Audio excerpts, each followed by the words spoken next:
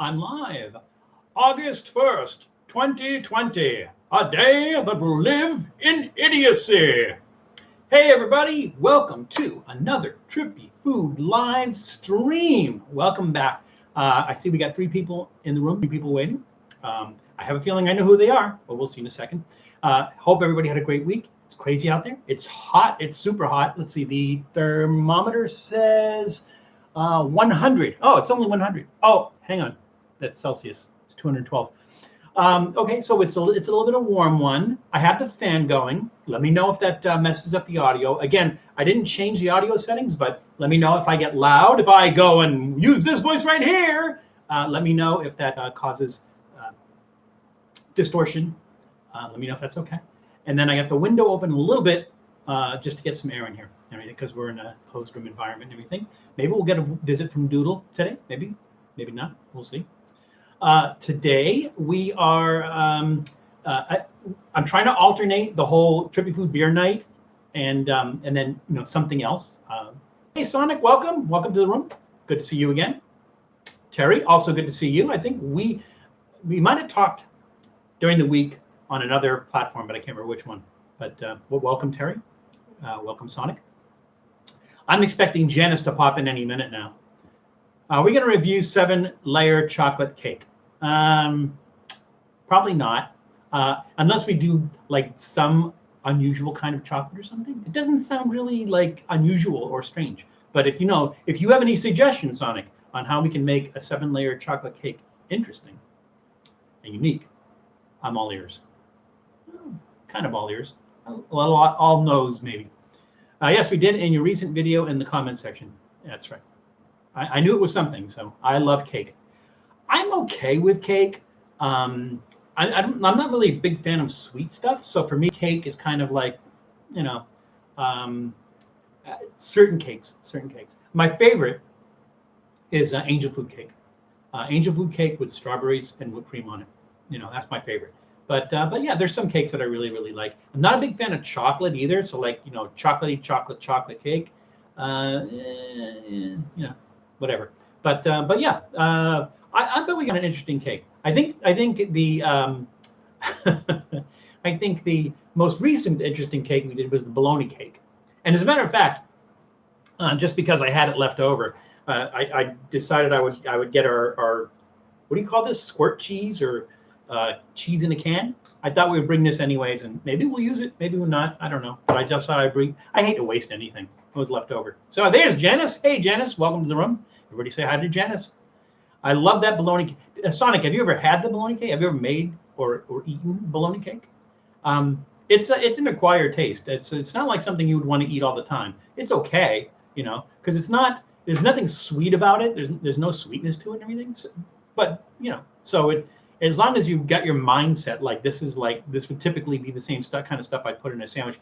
The cream cheese with the bologna, a little odd, but it wasn't bad. It wasn't really bad. I mean, it's not something you would want to eat all the time, like once to try. Kind of cool. I used to microwave bologna and make sandwiches. Well, when I was a kid, sometimes for breakfast, my mom would make fried bologna.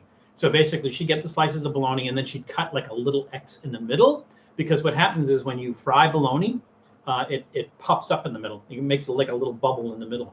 And so if you make that X in there, it doesn't do that so much. I've seen some places. There was one place that I went with Matt out near where he is.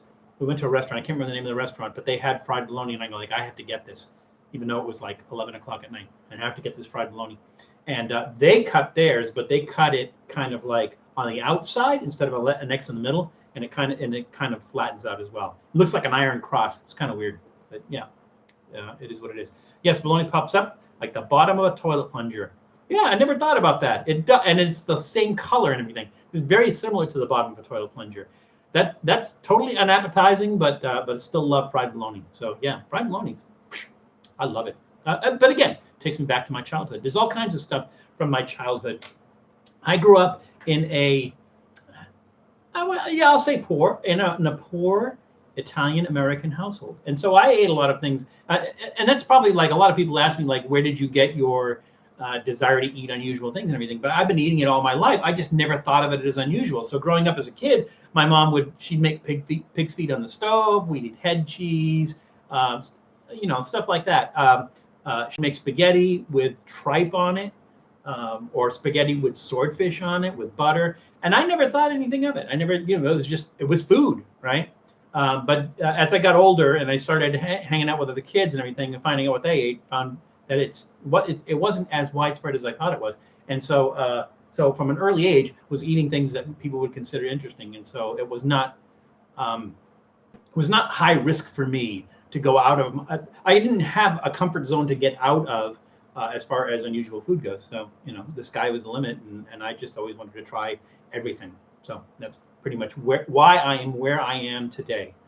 I used to wrap ham around potato chips after I came home from school and watched cartoons. Wrap ham around potato chips. See, the thing is that I always think potato chips are maybe a little fragile for that. So like when you go to wrap it around it, then they break. But that's okay, because you could roll it, right? Is that what you did? You would put the ham down, put the chips on it, and then roll it, because that way if the chips fall apart and everything, no great loss. One thing we used to do with potato chips when we were kids was put them in, I'm sure I'm not the only one that's done this, is put them in a tuna fish sandwich. So has anybody else done that? Put potato chips in a tuna fish sandwich?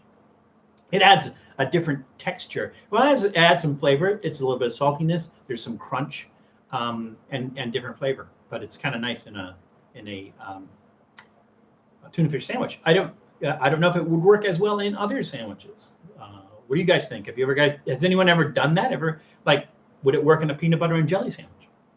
Yeah, I don't know.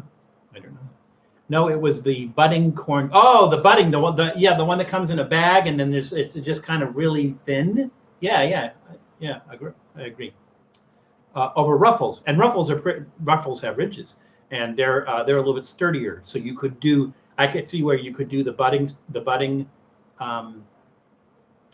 meat over the ruffles, and it wouldn't break apart. Yeah, absolutely right. I see that. Okay. Hey, Starfly, welcome to the room. Adam, good to see you again. Welcome. Everyone's saying they've never done that. So it's only me that has put potato chips in a tuna fish sandwich. So try it next time you're having a tuna fish sandwich. I'm not a big fan of tuna fish sandwiches either, or tuna in a can. If you go back and you look at some of our older episodes, I did an episode of this vegan tuna called Tuna, Toona. And I ate it, and I thought it is unfortunate that they call it tuna, because I've always had a bad experience with tuna in a can. But this actually tasted pretty good, but it didn't taste anything like tuna. It didn't look like tuna. It didn't taste like tuna. And so from my standpoint, I'm like, why are you calling it tuna? Call it something completely different. Call it sea protein or something. But to me, it was better than tuna fish. But if your mind is supposed to go to comparing it to tuna fish, you're like, I don't know what this is. This is weird. But I liked it. I liked the tuna. It's a good salty snack. Always drank root beer. So the thing about this week's drink of choice, we are not doing a Trippy Food beer night. We're trying to alternate that. And so essentially what we're doing today is we're doing a live version of the Top of the Pops. So it's kind of a live version of Top of the Pops mixed with a live version of Snack Attack, right? Because we do our snacks as well. So I went to Galco's, and Janice, one of our favorite places. I went to Galco's, and my intent was to do root beer challenge.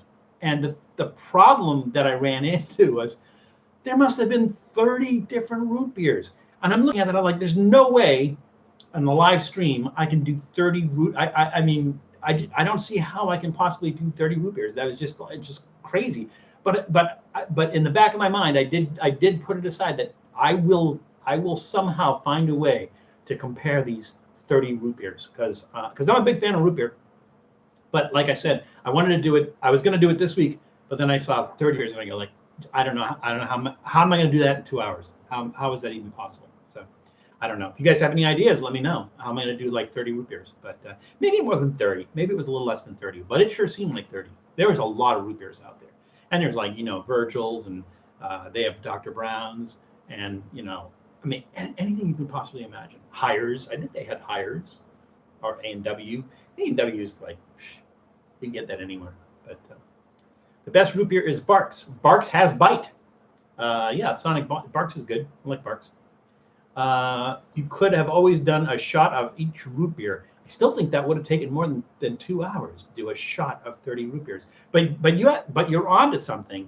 I think if we do it, maybe we do a Trippy Food episode of tasting root beers, and we do 30 of them, but we do shots of root beer. I think that would be a good idea.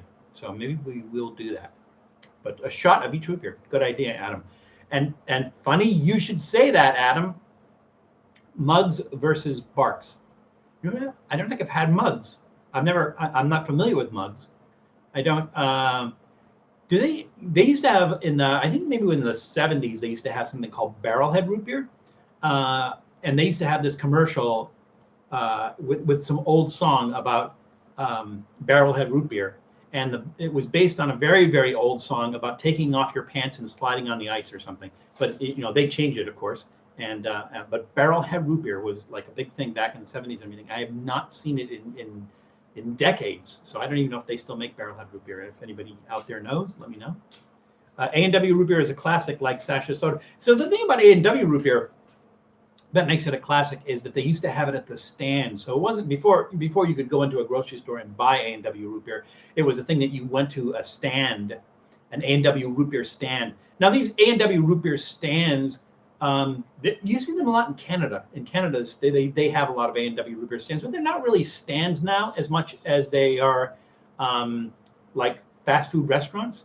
And you can get fast food there. You can get burgers and stuff like that. But back in the old days, it was a stand, and you went up to the stand and you got your root beer and you walked away, and there was no place to sit there and everything. It was a kind of outdoorsy thing. But yeah, A&W's like they've been around for a long time. I think they've been modernized. Somebody else owns them. I don't know if it's Pepsi. Somebody else owns them, and now they're corporate. But yeah, it's pretty good root beer. I was saying something to you. I was, Adam. Thank you for getting me back on track.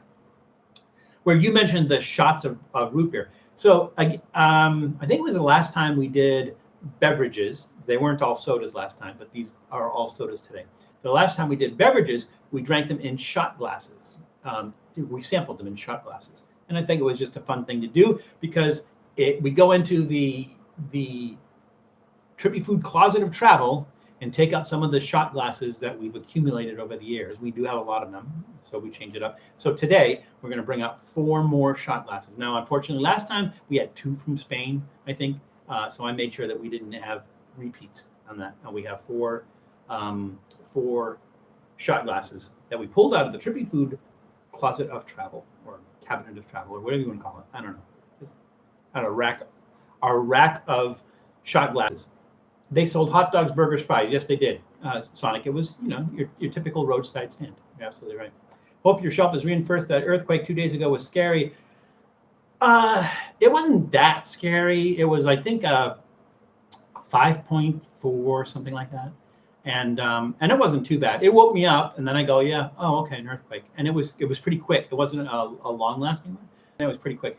Usually the ones that I find scary are the ones that are like 6 and over, or 6 point something and over, and with a close by epicenter.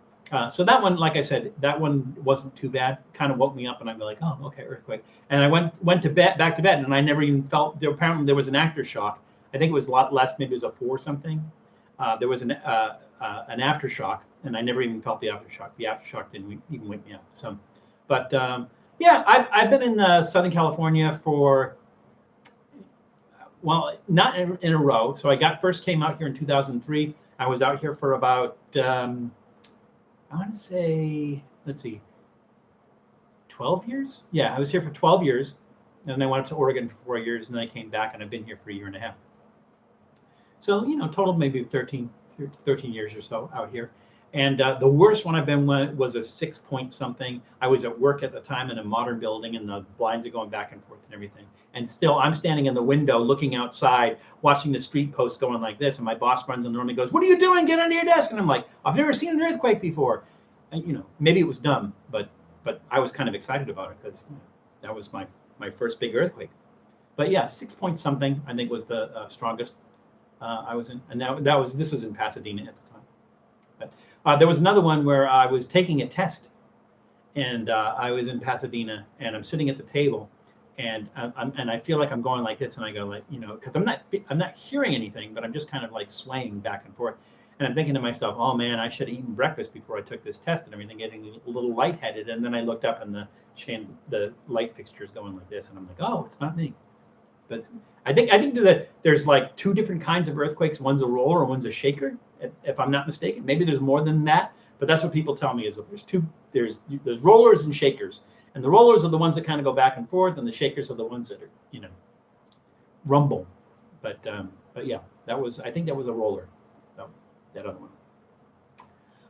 Hi, Modstrobator. Okay, Modstrobator. Well, you're new here. I don't recognize you being in the room, but welcome everybody. Give the Modstrobator a hearty Trippy Food welcome to the Modstrobator. Welcome to Trippy Food. Welcome to our room. Enjoy, and hopefully we'll entertain you, and maybe you or I will learn something today. So welcome, Modstrobator. Hey, Julie, welcome, Jules. Good to see you. Trying to think if there's anything that we're gonna like particularly have that's gonna like be reminiscent and everything. But anyways, always good to see your name and see your text. I wish I could be there, miss you, but welcome to the room. Everyone say hi to Julie. And Ryan, hey Ryan. So hey, the room is picking up now. All right. Love pickly goodness. Well, I'm glad you said that, because let's review the snacks. All right, so we'll go with the snacks first. So let's review the snacks. All right, so we'll go with the snacks first. So because Julie just mentioned it, I'll start with this one. This is Van Holten's hot pickle. I don't see a lot of no refrigeration necessary, which is okay because we're in this 300-degree room. There's a lot of juice in there. Maybe you can see that. There's a lot of liquid in there. So I'm gonna throw this out to you guys because that's the kind of channel we are. Should I drink the pickle juice? What do you think? It's hot pickle, so we're gonna have hot pickle juice. Should I take that challenge and drink the hot pickle juice? Let me know. What do you think? Thumbs up, thumbs down. Let me know. Anyway, so this is Van Holten hot pickle.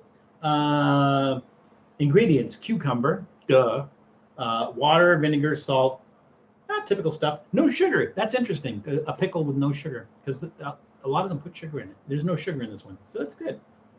Sounds healthy. Calories 0 calories. So yeah, hot pickle. Sounds like fun. Somebody says, I see howdy, Val Al.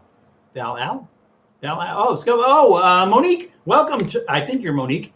I recognize your Monique picture. I don't recognize your Monique name. But if that is you, Monique, welcome. Good to see you again. Welcome.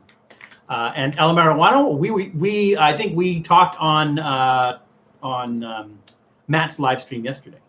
I think we did see you there yesterday. Yes, Monique. Okay, I was right. And like I said, I recognize your picture. So yeah, Van Holten's hot pickle.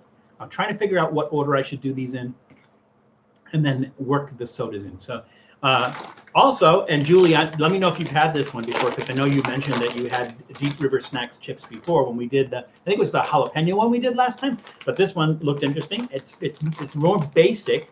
It's salt and cracked pepper, which sounds like, can't go wrong with that. It's basic. You have to have good potatoes. You have to have a good chip to just do salt and cracked black pepper. But sounds good.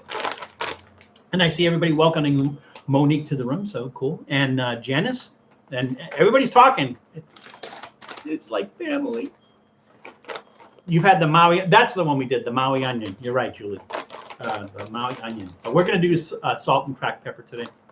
And I found this one, which I found fascinating. I've never seen these before. They had a bunch of other flavors too, but I figured let's stick to one. And this is Torres Select. I've never even heard of the company, but these are foie gras flavored chips. Let's see the ingredients. And they have the ingredients in 18 different languages. Yes, potatoes, papas.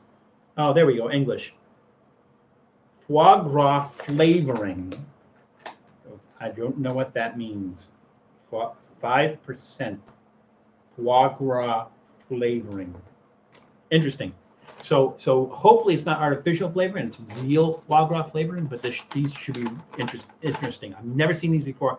Really found these fascinating. And any of you ever seen this? Even this brand, Torres Selecta. I've never seen it before. Why don't a lot of these so-called kettle chips always have a mountain and river logo? Potato can be grown anywhere. Potatoes can be grown anywhere. They originate from South America. I think many of them originate from Peru, and Peru has lots of mountains and rivers. So maybe that's what it is. Although, let's see, are these yeah, these are kettle, and they do have but Peru doesn't look like that. So I don't know. It's a mystery to me. But you're right, they do. I think all the kettle ones do have this like rivers and mountains and outdoorsy kind of thing. There's really nothing outdoors. Oh, well, you know what it is? The name of the company is Deep River. So get it. Look at the description. You got some fascinating sodas listed. Let's talk about them, shall we? Wait, I love Porto's Bakeries, Papas Reañas, the meaty fried potato. I love them too. I love everything at Porto's. Porto's is they make a mean Cubano sandwich, and they have so many other interesting things. I don't know. Do you guys think Porto's is worth a Trippy Food episode? Do you think it would be worth a Trippy Food episode to do something at Porto's? Let me know, because I love their stuff. I go to the one in Burbank. It's pretty big, and there's always a line. But I'm wondering if it's worth going to the original one in Glendale if we're going to do it. But yes, everything at Porto's. Yes, please. If you like Porto's, yeah, we'll do a Porto's episode. Why not? We'll try to find something interesting that they have or unique. At least to our Western tastes who aren't Cuban. We could do something, and the Cubans out there will go like, "Oh yeah, I know that. Oh yeah, I've had that." But for Flappy Sculpting, maybe he'll have a spit take like he did in the hot ginger ale episode. Yes, we might, because we do have a hot ginger ale or a ginger beer or something. But we'll review. Really into pastries. Yeah. The one in Downey, I think it's the newest one. I think maybe they have 5 now. But they originally started with the original one in Glendale. Then I think Burbank was the second one, and then I think they've got like 4 or 5 now. Yeah, they've opened them a lot.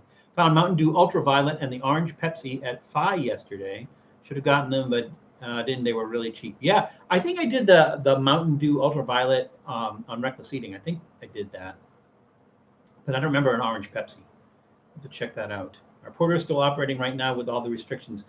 Yeah, I mean, the thing is like they always have a line, and so I think they spread the line out now, so it's 6 feet. I just don't think you can sit down inside anymore. They do have tables outside, but they don't have near enough tables for the number of people that would be in line. So I think most people are probably just doing takeout at Porto's. But do an episode at Porto's in Glendale. There's also one in Buena Park about a block from Nuts. Yeah, I think so too. I think Porto's in Glendale. Now I'm gonna have to check it out because I could take their food home, or I could eat it in the car. But hopefully they have tables outside, and we could do that. But I'll have to check it out. But yeah, we'll do Porto's, and we will do Porto's in Glendale. We'll do the original Porto's in Glendale.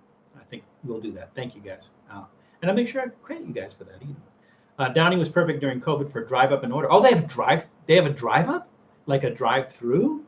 That would be cool. They should do that. They should do that at the other ones too, because there's so many people in line and everything. Just order ahead, drive up.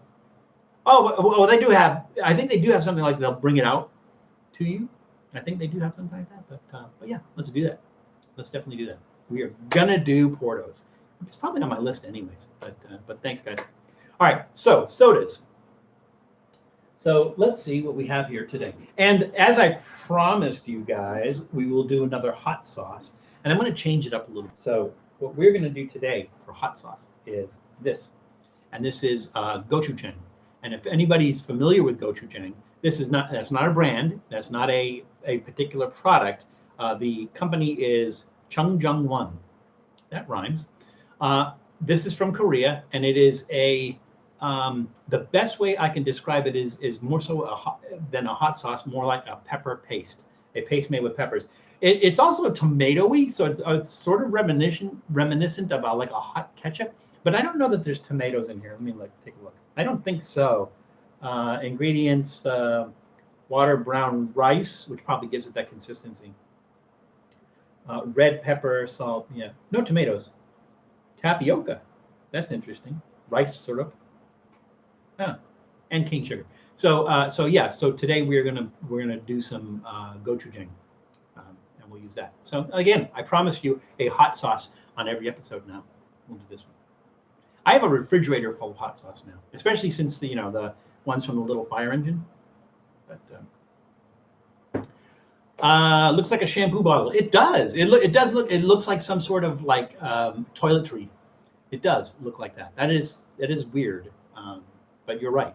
Body wash, red bottle. Yeah. Oh, Old Spice. Yeah, you're right. It is very reminiscent of Old Spice. So hopefully it doesn't taste like that. Oh wait, I see somebody saying Amy Cakey, but I didn't see her where she came in. Oh, there you are, Amy Cakey, Porter's store operating right now.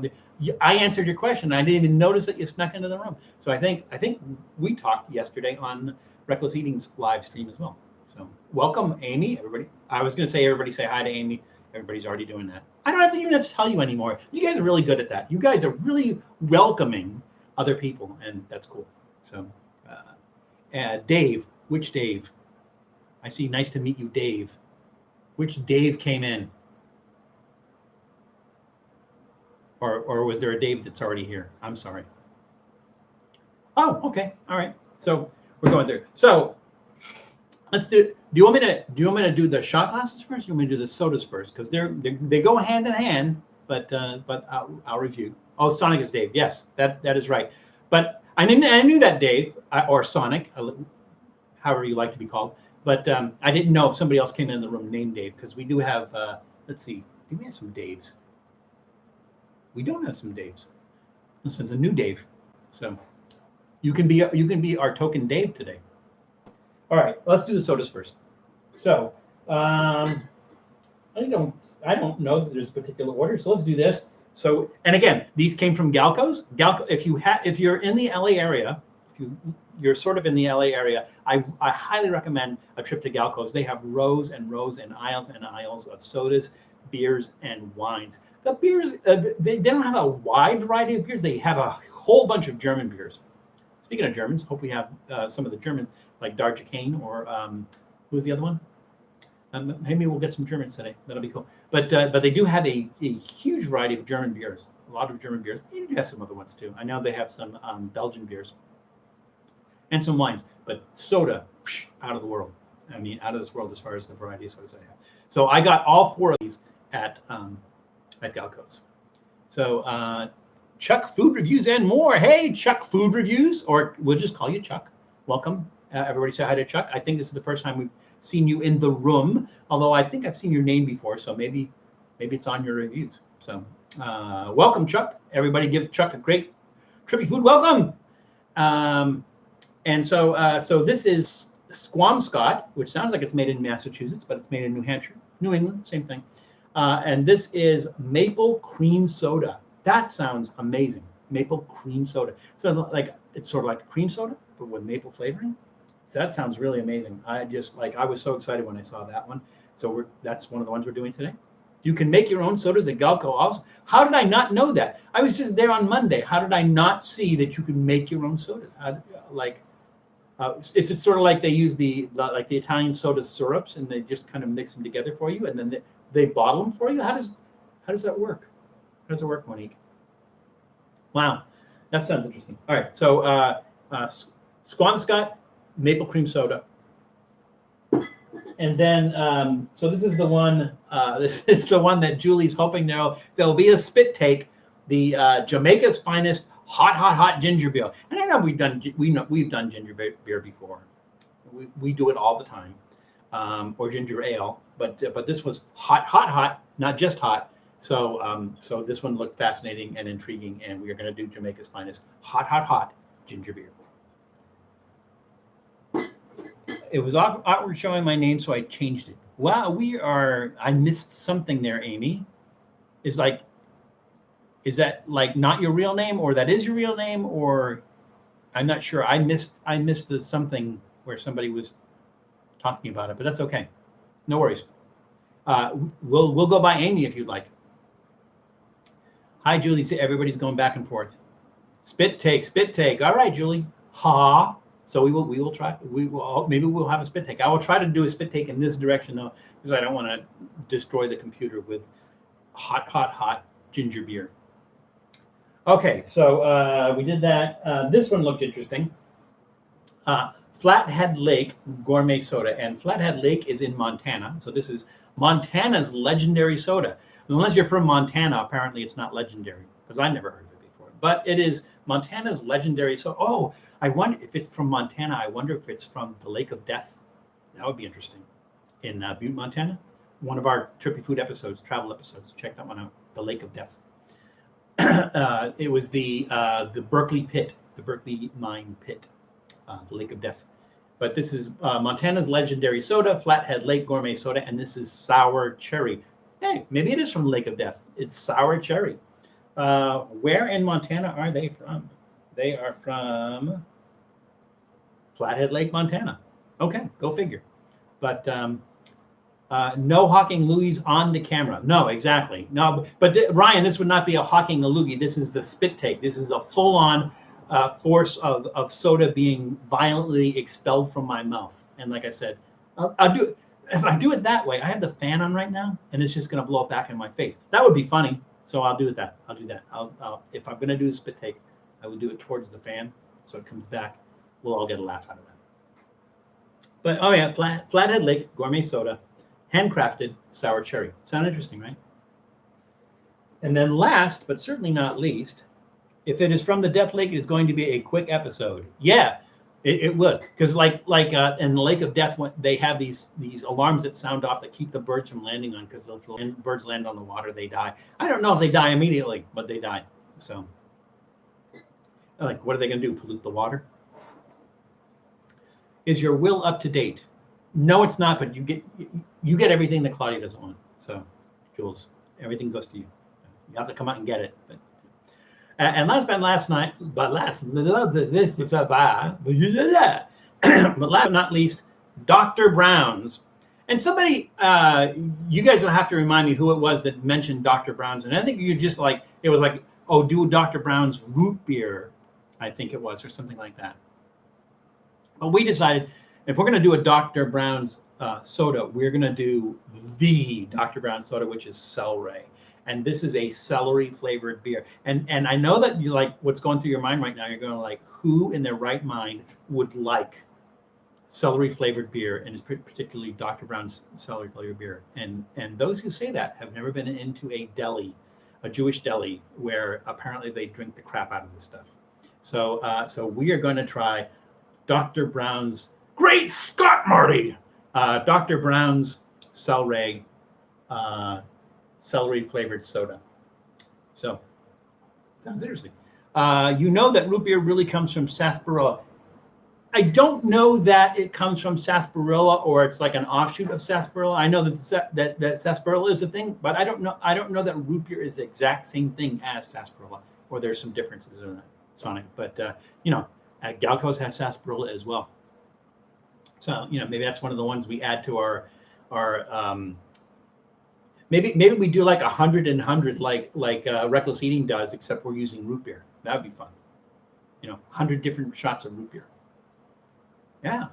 Ooh, there's an idea. I'll see if I can drag Matt into that one. That'd be fun. I love can you imagine the sugar high? The sugar high from doing it? 100. I love Dr. Pepper. I love Dr. Pepper too. I liked Dr. Pepper as a kid. And the thing that was cool about liking Dr. Pepper as a kid, I like Moxie too. A lot of people don't like Moxie. But I like Dr. Pepper as a kid. And the thing about Dr. Pepper is it was not a popular soda. And so I never had to share it. So that was always a cool thing about Dr. Pepper. But yeah, I do like Dr. Pepper. Dr. Pepper, we had, who was it from Texas? One of our subscribers from Texas was on, and we were talking about it because he lives I think he lives in Dallas, but we were talking about it because everybody in Texas drinks Dr. Pepper because it's from Waco, It was like the 1890s. What is it? It's been around for a long, long time. Hey, old guy from Colorado, welcome. Good to see you again.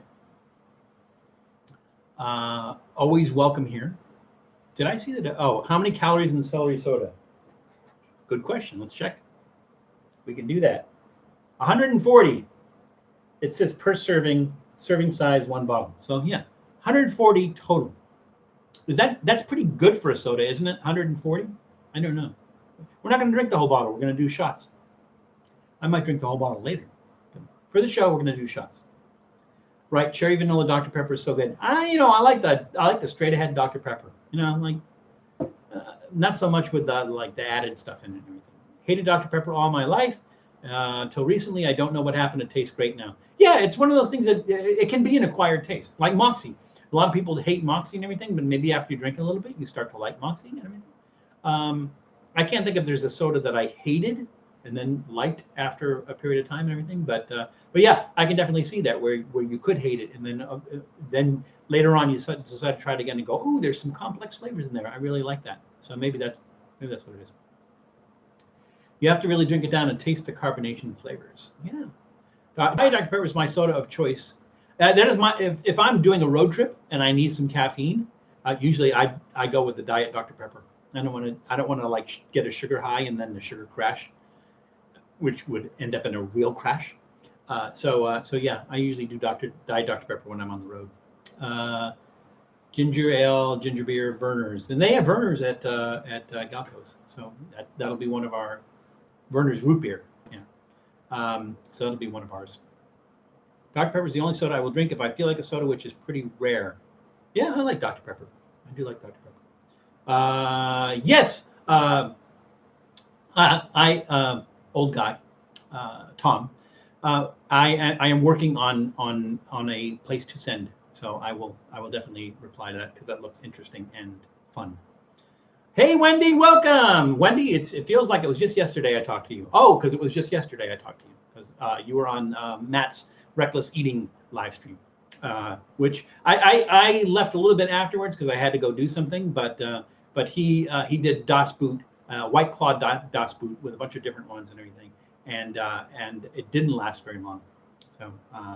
And most of it came out. So I imagine he didn't get as trashed as he thought he was going to get. But it was interesting. It was fun. And they record it, so we'll see. Maybe they probably have to edit some stuff out of it. Squirt soda is my all-time favorite. Yeah, I love Squirt too. Always liked Squirt. And a lot of people don't like it because it's grapefruit flavored, but I like Squirt. Mixed berry Dr. Pepper. Yeah, again, not so much with the extra flavors, just the straight-ahead Dr. Pepper for me. But that's fine. Love Square sparkling ices fruit punch, 0 calories. Oh, there's an idea. He left the live stream up for people to see. Yeah. Oh, normally he doesn't, Wendy, leave the live stream up. I did because I know that like every one of the live streams that we've done here are recorded and go up and are posted. So, but I know that in Matt's case, sometimes they have to edit some stuff out. I think, but we don't. So everything, yeah, everything is going to happen as it happens, and and all of our live streams are up for you to see if you missed any. Hey, Jesse, I hope Matt is okay. Yeah, that's a lot of alcohol, but a lot of it came out. So, although while it was still in him, he seemed a little inebriated. But it takes a lot to take Matt down. So I'm sure he's okay. Drink the sparkling ice is also orange lemon. He hides them after a day, so he's leaving it up. Okay. Grey Goose vodka and lime juice, or just like a lime squirted in the Grey Goose vodka. I mixed Sprite, mug root beer, orange slice, and called it a slug. Yeah, or bar water or something like that, Tom. That sounds like an odd combination, but we'll see if we can do better. We'll see if we can do an odder combination. All right. So we talked about the snacks. We talked about the gochujang, or our weekly hot sauce. We talked about the sodas. Let's talk about the shot glasses. So again, the shot glasses come from years of travel where like pick up a souvenir, use a shot glass, right? So we have 4 new ones today. Let's see what we have. We have Cozumel, New Mexico. And if you haven't been to Cozumel, it's a very, very beautiful place. Don't go during spring break; they ruin it for everything. But it's a nice place to visit. Cozumel. Did I say New Mexico? Mexico. Cozumel, Mexico.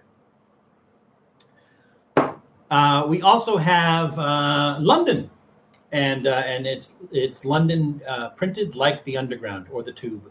Mind the gap. So we have London. We have this one's interesting. I actually kind of grabbed them at random. This is from 2009, and this was from Obama's inauguration. So we got that there. So, Obama inauguration shot glass. And then last but certainly not least, yes, Monique, mind the gap, doors opening, doors closing. Yeah, that one. And then last but not least, this one is from Quebec. And I can't remember the name of this hotel in Quebec City. It's up on top of the hill.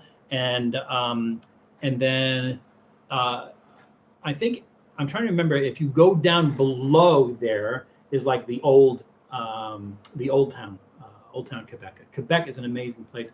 I highly, highly, highly recommend if you get a chance to go to Quebec City. If you go to Montreal, it's like a 2.5-hour drive between Montreal and Quebec. So if you drive up from New England, you go to Montreal, don't miss going to Quebec City. Quebec City is amazing, totally amazing. Learn some French before you go though. My advice. Frontenac, thank you. Thank you, Monique. You're absolutely correct. Frontenac is the name of the hotel. It's beautiful, absolutely beautiful. It's an amazing. I'm going to start crying if I remembering how much I enjoyed my visit to Quebec and Montreal. I've been to Montreal a whole bunch of times. I've only been to Quebec City once, and I loved it. Totally loved it. So we are almost 45 minutes in. Steve Russell, hey, Steve, a big fan of what? Oh, I don't know if you're saying you're a big fan of Trippy Food or you're a big fan of Quebec, which we were just talking about. But either way, welcome, Steve. I don't recognize your name as somebody being here before, so everybody give Steve Russell a hail and hearty Trippy Food welcome. Gorgeous place, yes. Absolutely gorgeous place. Oh, you went during the fall? That would be amazing. I went during April, but at the beginning of April, end of March. But it was sugaring season, so that was fun because you get to go to the sugar shacks and stuff like that. So that was fun. But fall would be yes, the vernacular lift. Well, is it a lift if you're going down the vernacular? I don't know. Same thing. All right. So we should get started. Let's do a couple sort of this. I'm debating on the hot pickle because that would like ruin everything else. So I'm kind of like thinking maybe we should save this for last. What do you guys think?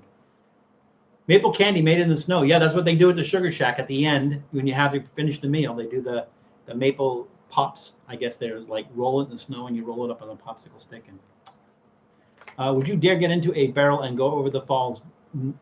No, I would not. A lot of people don't live through that. So I've been to the falls. And I thought about it afterwards. I can't find the picture, but I had somebody take my picture sitting on the wall. And I think I'm trying to remember if it was the American side or the Canadian side. It might have been the Canadian side. Sitting on the wall, where like and had somebody took my picture, and I thought about it afterwards. If I had fallen backwards, done, over. Because it's like right there, right at the edge of the falls. But I didn't die. I'm still here. So, but I would not go over it. Wendy, you have this pickle. You mean you have this pickle and you haven't eaten it yet, or you have this pickle because you like this pickle? Wendy, what reference do you have with this pickle? But again, I'm debating on eat this as the third snack only because I don't want to kill those other two. So. What do you guys think? I'm up for it. I also didn't hear back from you guys. Do you want me to drink the pickle juice? I'll do that. So, Big Zima, welcome back. Hey, I think we missed you last week, but I remember you've been on another one. So welcome, Big Zima. Welcome back. Everybody, give Big Zima a Trippy Food room welcome. It's in the fridge. Oh, you haven't eaten it yet. Okay. Well, will I ruin it for you then if I critique this on the live stream, Wendy? I don't want to ruin it for you, but I will eat this here because we planned it as a snack, so we kind of have to do that. Pickle Fest. Hold the pickle to last. I agree with you, Monique. So we'll do that. We will do the pickle last. So let's get started on this. So we have the foie gras chips and we have the salt and cracked pepper chips. So I think we're going to start with the foie gras chips only because I want to get that flavor. Salt and cracked pepper is kind of like really kind of vibrant in your mouth and might take away from the foie gras. I think we're going to, I think because we really want to taste the foie gras, we'll start with the foie gras chips. So you want it all, it will let me know what I am in for. Oh, so you're gonna do it is like if I eat this and I go like, oh my God, it's so hot, or oh my God, it's so like, you're still gonna do it, right, Wendy? All right, cool. I don't want to ruin anything for anybody. I said drink the juice. Aside from the sodium, the juice is good for acid reflux. Oh, okay. I will drink the juice, but this is hot juice, Julie. Remember that. Heard if you put a pickle next to your ear, will take out any infection. Doesn't seem to be working. I don't know if that's true. I have not heard that. Maybe it would help if you stick the pickle in your ear. You'd have to have a pretty big ear for that to do it. Okay, I'm still going to. All right, Wendy. I feel better. I don't want to ruin it. I don't want to ruin this for anybody. So we are going to start with the Torres Select foie gras chips. Opening from the bottom. Anything that's flavored, anything that's seasoned, I'm going to open from the bottom because all that stuff kind of settles at the bottom of the bag.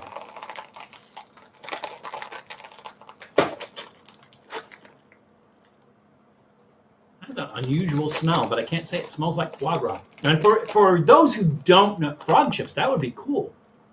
You know what? I'm going to make frog chips. Sonic, I'm going to make frog chips. I'm going to do a Trippy Food episode. I'm going to make frog chips from frog legs, and I'm going to credit you for that. So remind me that I'm going to do a frog chips episode. I don't know how it's going to come out, but I'm going to do it anyway. So, slice it really thin, put it in the deep. Yes, we're going to make frog chips. That is the best brand name. The Torres Select, you mean, or? Which brand name are you talking about, Jesse? That is the best brand name. I've had those. It's weird, but tastes like chicken. Oh, you've had frog legs chips, or you had frog legs? And I've had frog legs a bunch of times, and I don't think it tastes like chicken. To me, it tastes more like a cross between scallops and quail. To me, that's what it tastes like. Like kind of a cross between those. My favorite way to eat frog is not the frog legs, is in a Chinese restaurant when you get frog dishes made with the whole frog.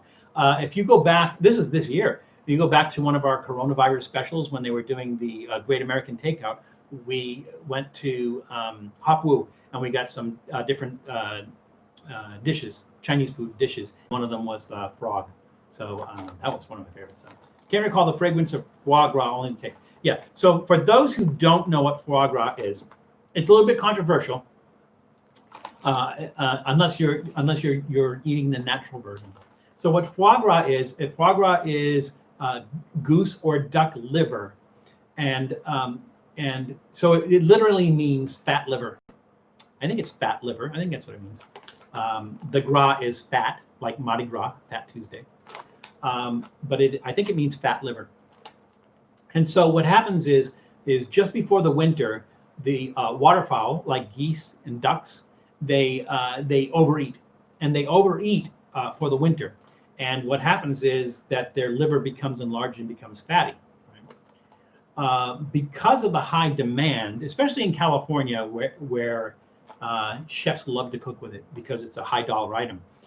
In California, they like to use it year round, and to meet the demand of year-round foie gras, they artificially overfeed the geese and the ducks. So they use a process called gavage, which they stick a funnel in their mouth and they just pour grain down into the ducks and geese. And so they artificially do that. And a lot of people say that that practice is cruel, and some people say it's not that cruel. They naturally do that and everything. But it's unnatural for them to do that other times of the year, when you can just just before the cold months, the birds will naturally do this themselves. So in northern places, in northern climates, the birds will naturally overeat like that anyways. And so for a lot of people, David McMillan from Joe Beef in Canada, we were talking about foie gras, and he says he misses the times when foie gras was a seasonal dish. You had it at Christmas time, and you only had it at Christmas time because the birds would naturally overeat, and then liver would become enlarged, and you would eat it at Christmas time. But now, like I said, because of popular demand, it's everywhere now. And it was banned here in California. I think it was banned twice. It was banned and then it wasn't. Then it was banned again, and now it's not again. So now it's legal to eat foie gras. But it was the only place in the country. California was the only place in the country where foie gras was illegal.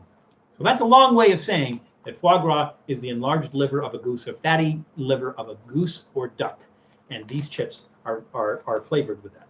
So, did that help? I just feel like I was rambling, but I don't know if that helped. But if that helped, there it is. That's what foie gras is, and we're going to have the foie gras chips. So,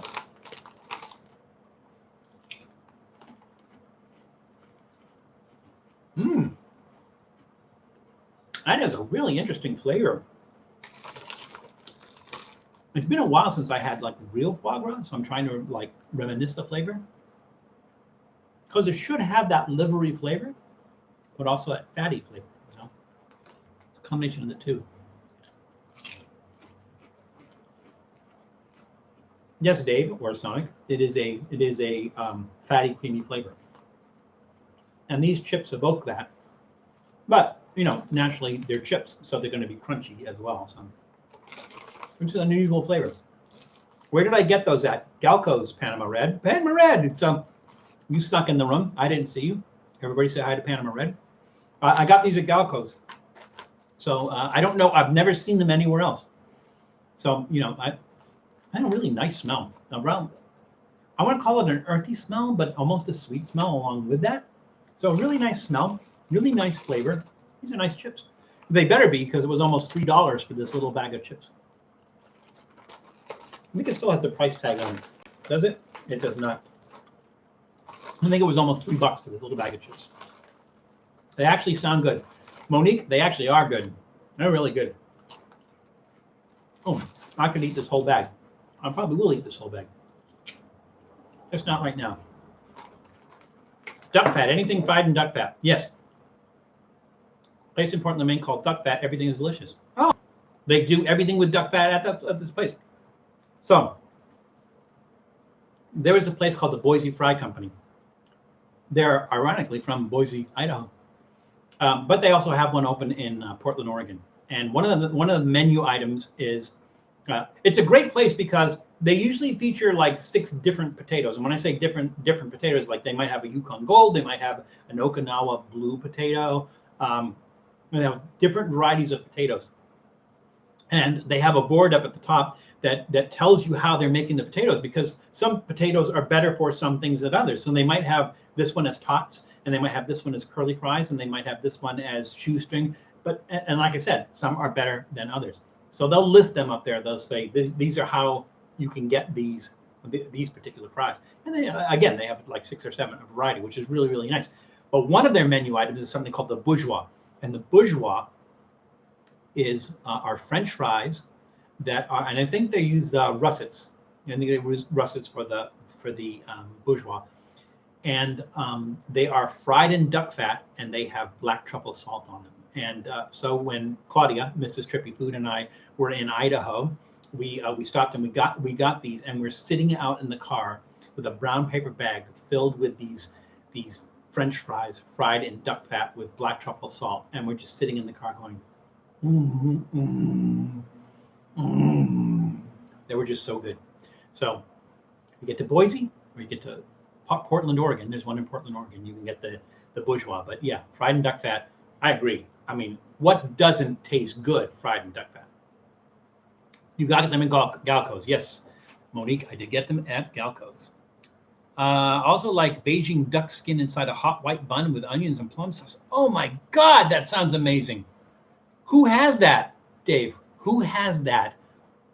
Beijing duck skin inside a white hot bun with onions and plum sauce. That sounds amazing. Where do they have that? Or do you make that?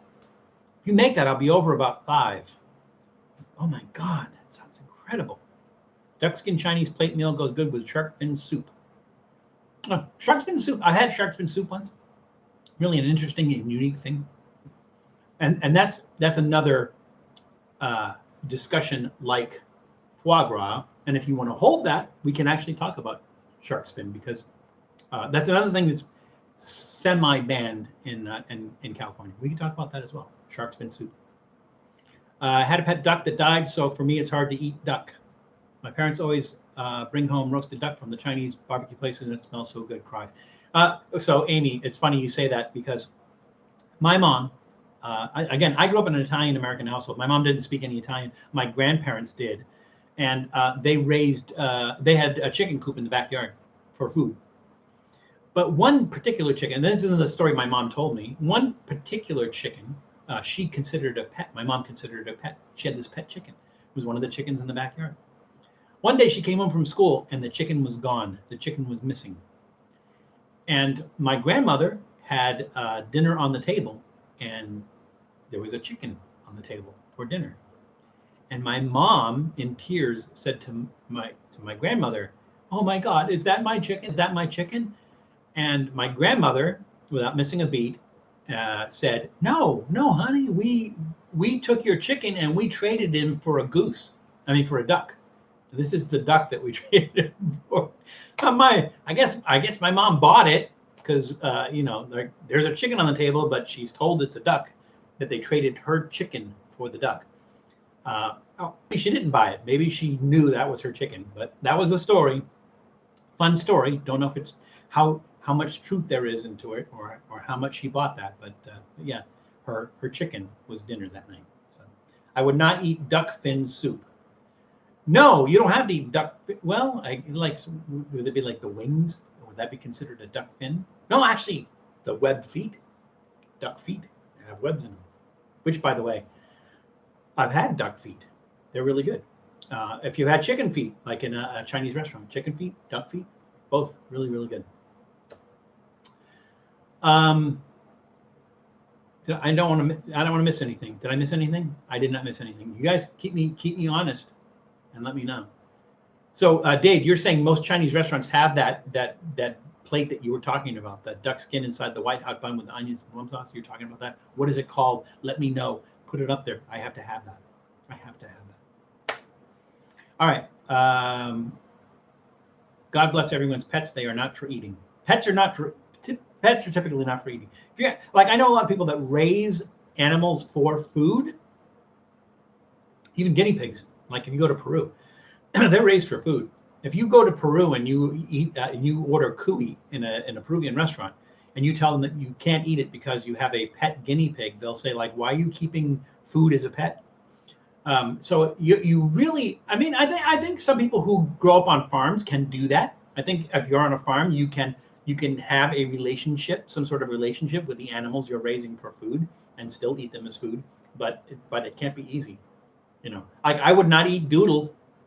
And I take that back. If it was like a nuclear holocaust and everything, there was nothing and everything, and we were just like trapped in this. Yeah, I know Doodle would eat me. I'd expect that. If I died, Doodle's not going to go hungry. Although they say that dogs will. Dogs will not eat you. But I don't know. I wouldn't hold that against him if he did.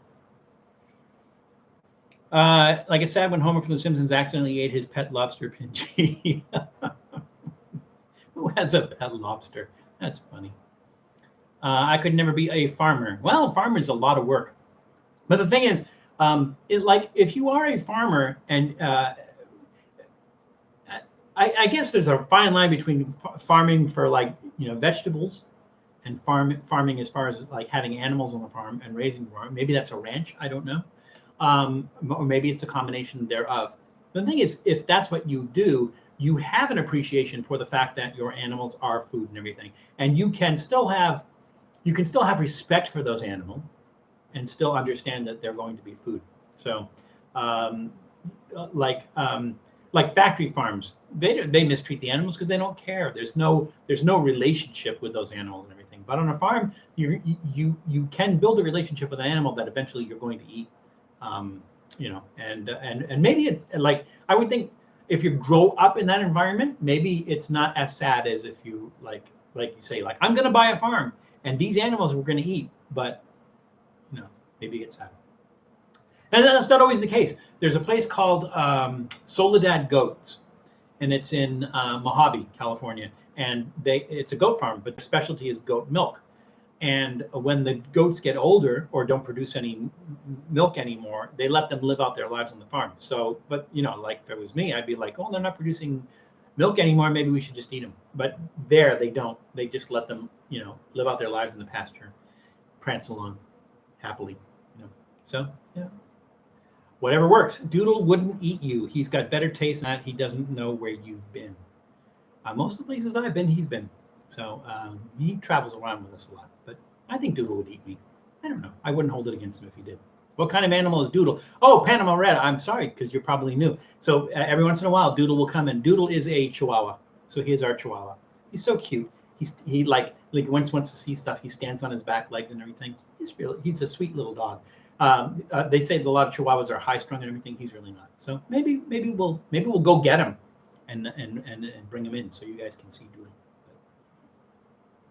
Those animals you love the most or love you back should be spared for slaughter. And I think it's in some cases they are. Sometimes they are. Protect the ones you love you back. Vader and Lilo are starting to feel uncomfortable listening to this conversation. Okay, just like put earphones on them or something. So we did one snack. Let's do a soda. Okay, so because we're an hour in, we need to step this up a little bit. So I'll let you guys pick. Maybe the hot ginger beer last, just like with the pickle last. Then we have the Squamscot maple cream soda. We have the Flathead Lake gourmet soda sour cherry, and we have the Dr. Brown's Cel-Ray, the Dr. Brown's Cel-Ray soda. So what do you guys think? Let's see. I'm going to leave it up to you. We're a democracy here, so you guys vote which one you want me to open first. Sour cherry. Interesting. Sonic says try the Dr. Brown. Julie says sour cherry. So there's a Dr. Brown and a sour cherry, maple cream soda, and hot ginger. Great, all four. All four. That's not helpful. Wendy says cherry, so that's 2 for cherry. So far, cherry's winning. Just threw away the Cel-Ray you left here. I left a Cel-Ray there? I bought a Cel-Ray there and I didn't drink it? What's wrong with me? What am I thinking? Okay. Drink a Mexican Coke. It's not really that interesting, is it? A Mexican Coke? Yeah. Colombian Coke would be interesting. Actually, they probably do have Coca sodas because they have Coca tea. They have Coca rum stuffed with Coca, and it helps you with the altitude. It doesn't get you wired or anything like that. I want to know if it's different than American Coke. It is because they use pure cane sugar. But other than that, I don't know. If they're using Mexican water, it's going to be different. So yeah, it just has real sugar in it. Cherry. There's 3 for cherry. Cherry it is. All right. Gives you guys time to let me know what number 2 is going to be. So, Flathead Lake gourmet soda from Flathead Lake, Montana, sour cherry soda. That's what we're doing. Nice red color, like that. Okay, cherry's fine. All right, Dave. Cherry is fine. You said try the Dr. Brown, so maybe we do the Dr. Brown second. But let's see if we get some more votes for something else. But sour cherry. And then, does it matter what glass we use, what shot glass we use? We'll use London. What do you think? London? Sure, why not? So I have Ariel handy.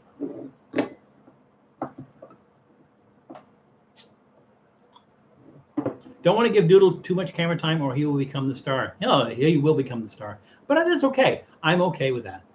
I'll play second fiddle to Doodle. I'll do all the talking. He'll do all the cute.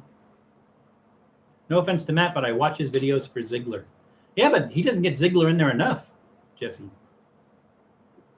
Ariel looks rusty. Well, Ariel's made out of iron. She would be rusty. you're not really rusty. And I'm not, I don't know, is iron oxide bad for you? Is rust bad for you? I don't know. But yeah, she's a little bit rusty. I like her that way though. I don't want to restore her. I don't want to like get rid of that rust. It kind of it makes her distinguished looking.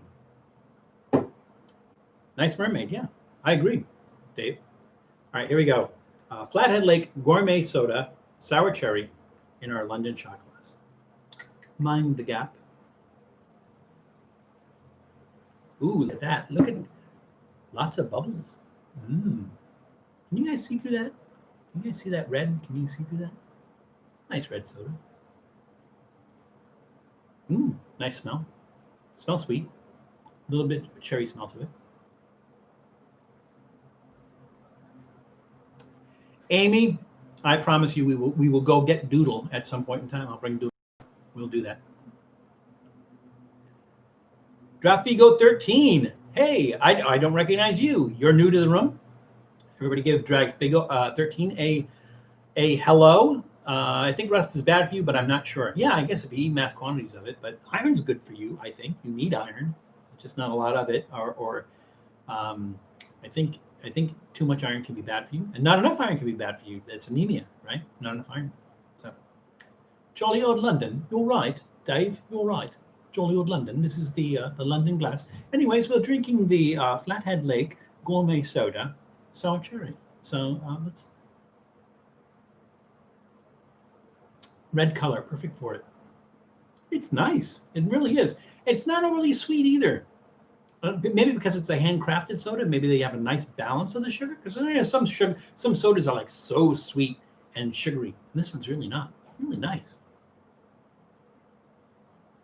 And the thing is, it says sour cherry, so you expect this puckering sour cherry, and it's not. And it's not. It's there's some sweetness to it. There's just a little tiny hint of sourness. Not too sweet. It's an excellent soda.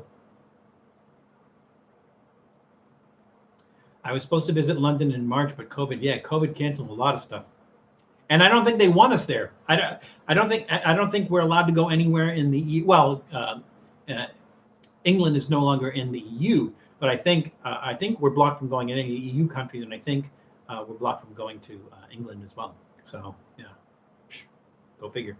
This is really, really nice. This is a big thumbs up for me. It's a very, very nice soda. Again, not too sweet, not like exceptionally sour and everything. Very light. Really nice. It's really nice. I don't know that I would make like a float with this. There's a lot of sodas make nice floats, with interesting flavors. I would not, if I was gonna make a float with this, I would just use vanilla ice cream. I would not use anything with a strong flavor or anything because of the flavor of the soda itself. Really, really, really nice flavor. Big thumbs up. All right, let's do another snack. You know what? Before we do that, let's do this. No, we'll do a snack first. So we said we're gonna save the pickle for last. So we're gonna go back to Deep River Snacks, and like Julie had mentioned, we did the sweet Maui onion, which was amazing onion flavor. I mean, just like sweet onion flavor. They were really, really, really good. But we are gonna do the salt and cracked pepper. So this is more basic, but we'll see. Yep, we can't go there. We can't go anywhere. It's a shame, but everybody wants this thing to be over. I know I do. There's almost an herbal smell to this, which is really weird because it's like salt and pepper, right? Oh, there's a lot of look at all the pepper on that. Look at that. There is so much black pepper on that. I like black pepper though.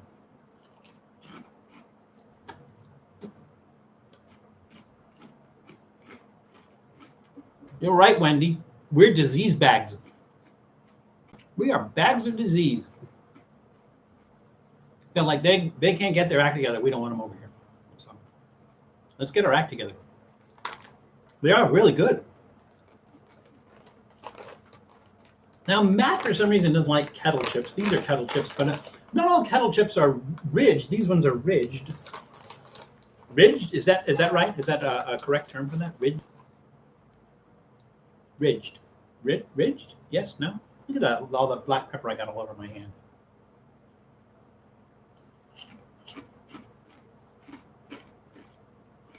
Wendy, you say we're the redheaded stepchildren. Monique really is a redheaded stepchildren of, America.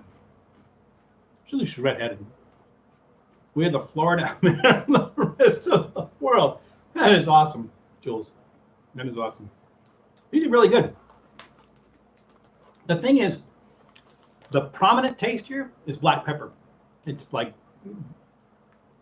pepper is the prominent taste here. You get that pepper burn, but it's not like a capsaicin burn. So you do get that pepper burn, and the salt comes through. The potato gets lost though. You can't taste the potato. Maybe that's okay. Like I said, the prominent flavor here, salt and pepper. So I'm gonna give him a thumbs up, but maybe not a huge thumbs up, only because can't taste the potato. Oh, Dave, are you out? Oh, sorry to hear that. But thanks for stopping by. Everybody say goodbye to Dave, Sonic Jet, and we'll see you soon. Hopefully we'll see you next week. Yeah, just got a thumbs up for me. But like I said, it's like the chip is just a palate for the salt and pepper, right? So that, like I said, that's the only flavor you're getting is salt and pepper, and you can't taste the potato. So maybe I'm gonna change my thumbs up to the thumbs in the middle on this one. I enjoy that because I enjoy black pepper, but the potato's lost. So So here's what I'm gonna do. Because the foie gras was a milder chip, and we did promise to do the hot sauce, I'm going to put the gochujang on the foie gras chips.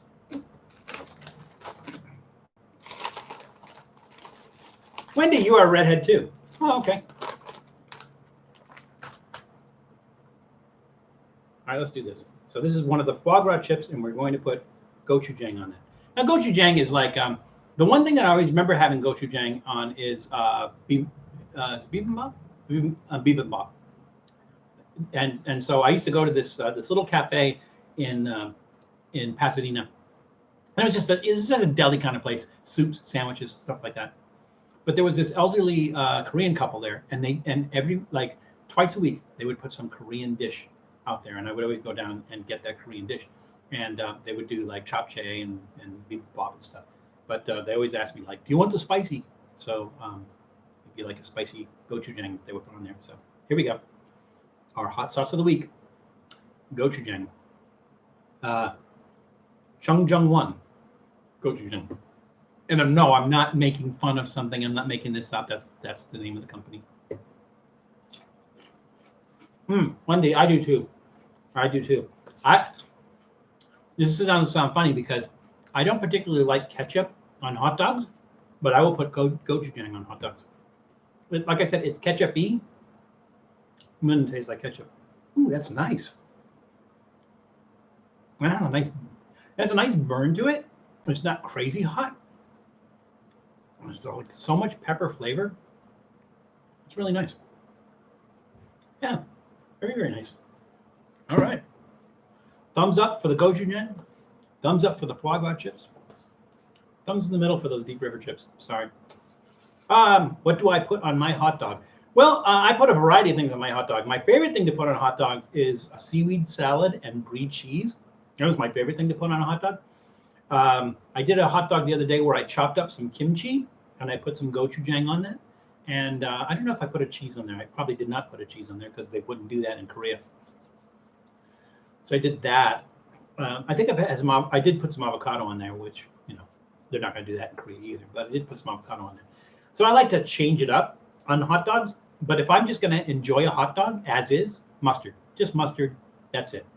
Sometimes I I love a Chicago hot dog with all the stuff they put on top, like celery salt, neon relish, sport peppers, mustard, chopped tomatoes. Yeah. Yeah, I do like stuff like that. But every once in a while, if I'm just a hot dog, just plain hot dog, mustard. That's it. And a variety of mustard. So I'll try different mustards.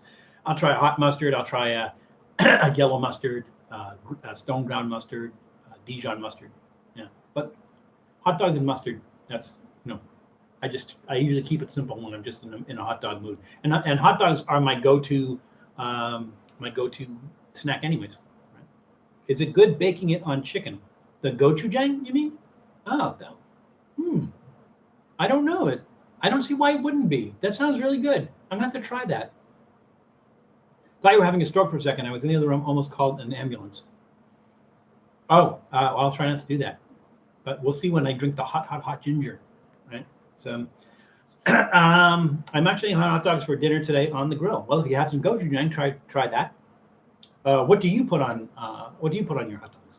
What is the common or the thing that you would like to put on hot dogs? And please don't. I mean, I don't judge. If ketchup is your bag, that's fine.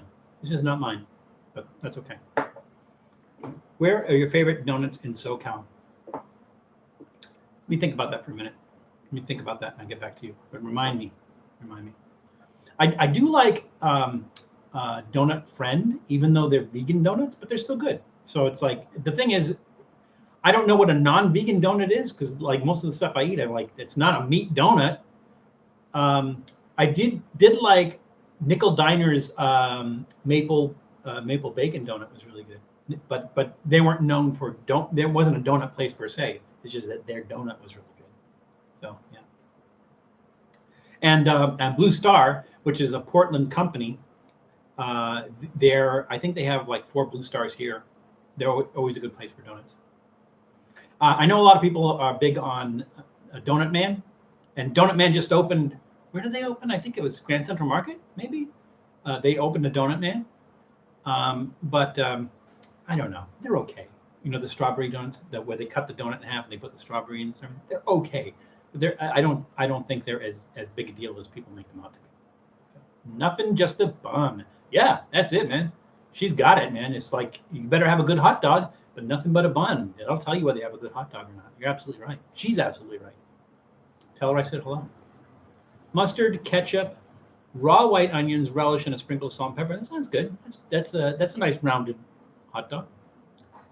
Mustard and relish or chili. Chili, yeah. Chili. There's nothing wrong with chili, dog. And you say cheese. Well, what kind of cheese do you like grated cheddar? Like what is your cheese of choice, Monique, for a hot dog? Mustard. Oh, I see. So there's a variety there. So you have mustard and relish or chili. Oh no, I say mustard and relish or chili, onions and cheese, or mustard and sauerkraut. Yeah, sounds good. Absolutely no ketchup. Yeah, I'm on your page with the no ketchup, but like I said, if you, the rest of you, like ketchup on your hot dog, let your freak flag high. Fly high. I don't judge. I don't really like hot dogs, but no one in my family does. Yeah, hot dogs can be you take it for granted that everybody loves hot dogs, but there are some people who don't. So, yeah. Donut Man in Glendora. Yeah, but Janice, they just opened a Donut Man in LA, and I don't know if you've heard that or not. They just opened a Donut Man in LA. So, but yeah, the original one is in Glendora. You're absolutely right. Donut Friend in my neighborhood of Highland Park. Every time I pass them by, they'd be closed, or I had to go somewhere and stop. Where I had Donut Friend is at Smorgasburg, LA. They had Donut Friend there, and that's where I had the donuts. They were really good. Really good, but they're militant vegans there. They really are. I mean, like if you say, "Oh, I had such and such, which is vegan," they go, "It's not vegan." I'm like, "Okay, all right." Friend here, Donut Friend. Remember, Donut Man is in downtown LA at the Central Market. Yes, that's what I heard, that it was in Central Market. So, cheddar. Oh yeah, cheddar. I like every once in a while like Munster. Or even Swiss, like what is that episode that I did? A Papu's hot dog show that they had the show dog, which was Swiss cheese, onion rings. I can't remember what else was on it. And then you can still get that if you go to the honey baked ham in Toluca Lake. So yeah, I like to change it to cheese every once in a while, but don't really like ketchup on anything. Yeah, same here. Here in the San Andreas, I take that back. I occasionally like ketchup on my French fries, but I usually dress it up. So I'll like mix in like A1 sauce or Worcestershire sauce or barbecue sauce, Tabasco, something like that. I usually, perk it up a little bit, but not just straight ketchup.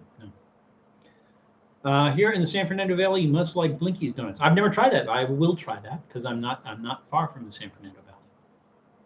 Here in Sweden, Trafigo, I didn't even ask where you were from. You're from Sweden, so we do have you. You'll be our European in the room. Usually we have some people from Germany that come on a regular basis.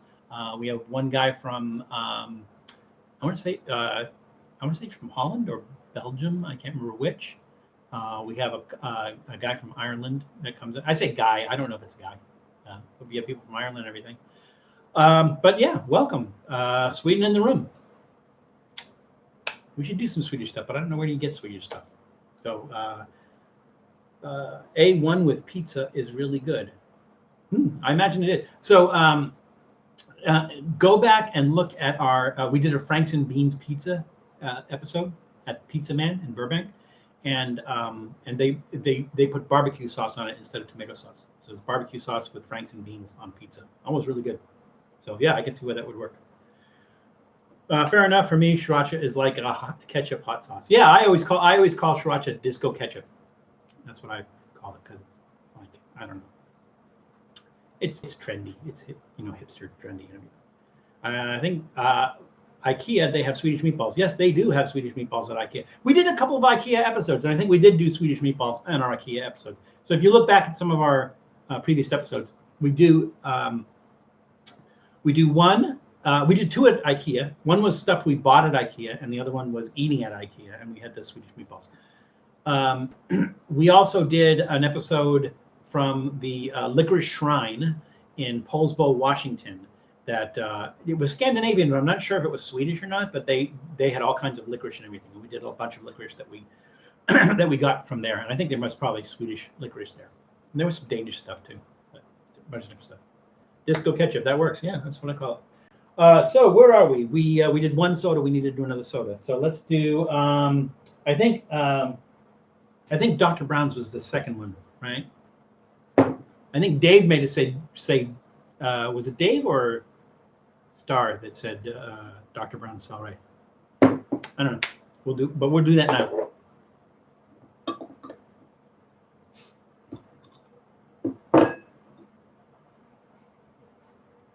No smell. Let's do the Obama inauguration shot glass. Ooh, lots of foam in that one. Lots of bubbles. Look at that. Got a little volcano happening at the top there. Have to head out. Oh, Monique. Well, sorry you couldn't make it, but it'll be online, so you'll be able to watch the rest later. But welcome. It's always good to see you in here. Everybody say goodbye to Monique, Scoping LA. Thank you for coming, and we'll see you soon.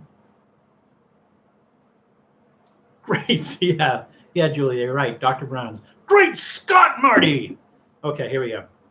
The Great Scott, great live music place. Yeah, I saw that. It closed. That sucks. But what music venue can stay alive right now, anyways? Right? All right, here we go. Dr. Brown's Cel-Ray. And again, for background, this is a very, very popular item in like Jewish delis, for some reason. Oh wait, ooh, you let that sit for a while. I definitely get that celery smell. So the other thing that really is really weird is I always get that celery smell with like when your car is leaking radiator fluid. Maybe antifreeze has that smell or something, but I'm definitely getting a celery smell from this. Wow, that's weird. All right, there you go. Bye, Monique. Let's talk soon.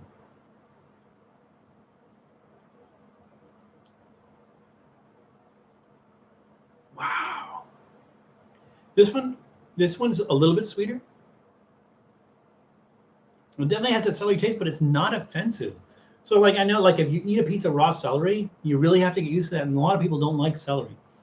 You have to kind of get used to that. But this is just so unique and because it's almost the flavor doesn't lend itself to sweet, right? Now it's a soda, so it's going to have sugar in it. That looks like pee, or is your left hand reflecting? Maybe it's a reflection because it's almost clear, right?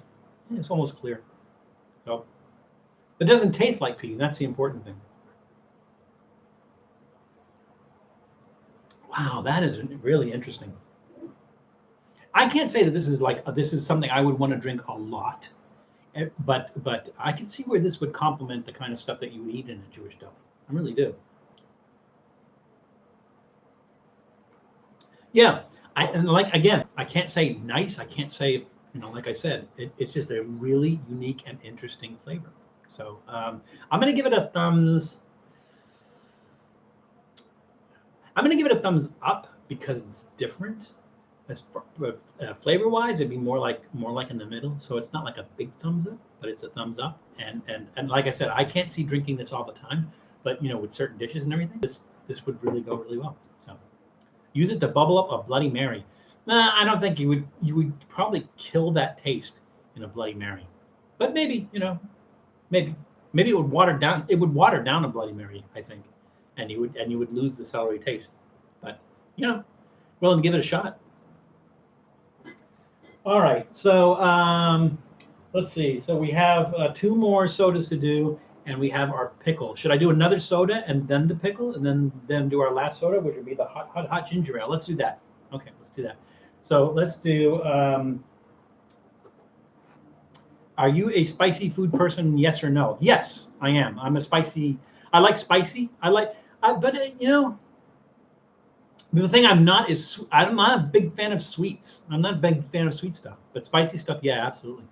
I do have a pain level when it comes to stuff like Carolina Reaper, but I enjoy the flavor of hot stuff, peppers and stuff like that. So yeah, absolutely, I am a spicy person. Yes, pickle will kill all. I think so too. Like I'm even thinking that I should do the ginger ale before I do the pickle. I think, right? Yes, Julie? Yes? Yeah, I think so. All right, so let's do this one right now, because again, this one's going to be mellow or mild, I think. It's going to be sweet. It's probably going to be exceptionally sweet.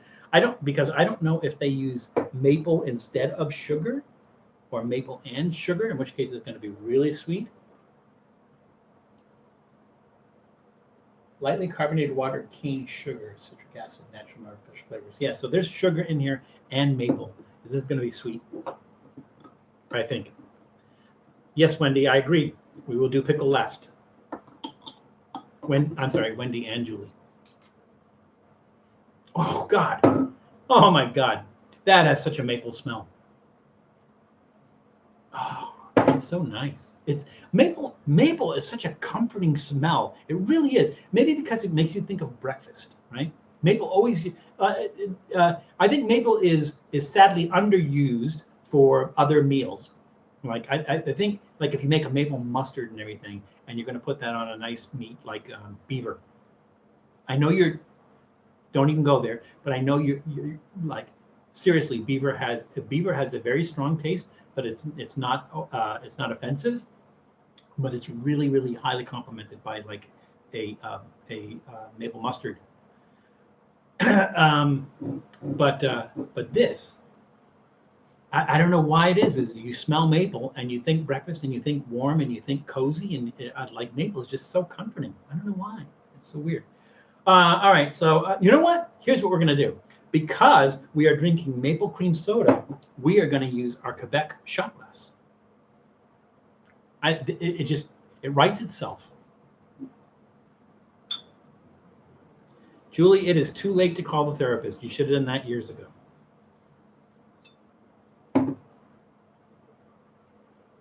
Ooh, yeah. Nice, really nice maple smell. You hate maple, Julie? How is it even possible?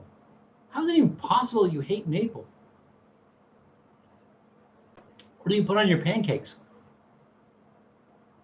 I don't know. I don't put maple syrup on my pancakes either.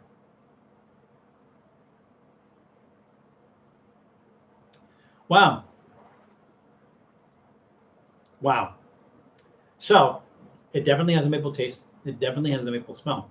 but it's subtle. It's not like that maple syrup taste, even though it's sugary, and it almost has this coolness to it that's hard to describe, like almost like a minty cool to it, which is really strange. Wow, that's nice. It's really subtle and very light. That's a sipping beverage right there. But yeah, it really does evoke that kind of warm feeling. Mm. I was gonna get a big thumbs up. Wow, really nice. Squamscot, and Julie, you can probably get this in New England, but you hate maple, so you won't. Again, I got this at Galco's. Here in Sweden, we have jam on our pancakes. Yeah, I love lingonberry. Our favorite is a jam called Drotting. I'm gonna slaughter that. Drotting silt. Is that right? Drottning silt, which is 50% blueberries and 50% raspberries. Oh, that's interesting. The raspberry would have the tartness to it. The blueberries would have the sweetness to it. That sounds good. That really does sound good.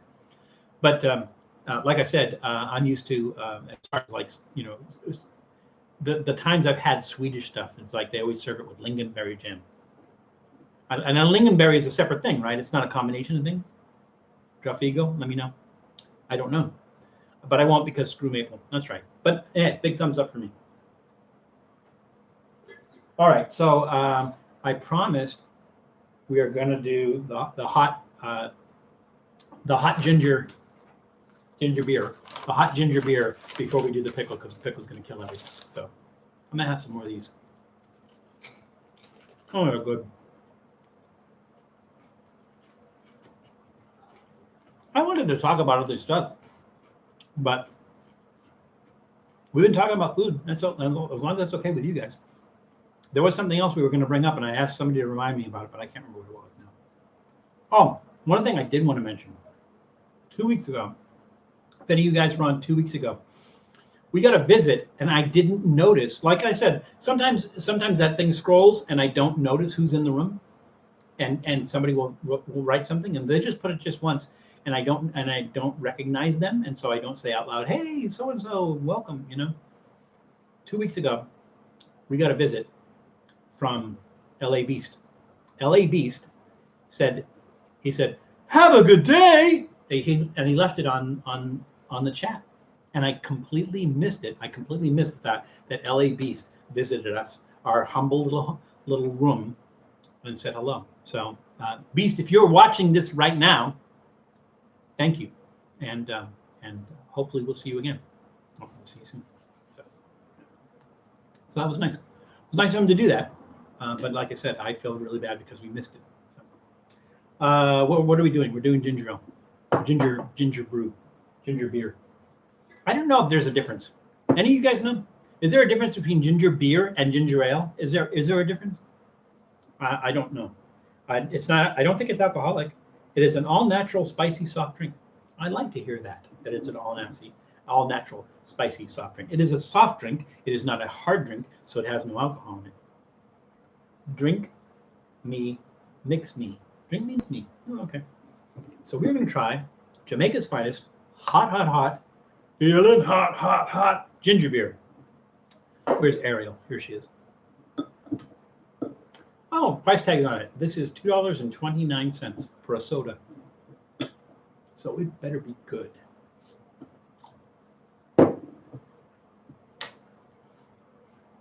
Ooh, smells spicy. Ginger spice. Ginger spice? That's one of the Spice Girls, I think. It has a nice smell. Nice gingery smell. All right, so we're going to use the last shot glass we have, which is Cozumel, Mexico. Mexico. Here we go. Cozumel, Mexico. And yes, I'm Hispanic. I can do that. Part Hispanic. Not the big part. Big part's Italian. Oh, I really filled that one up.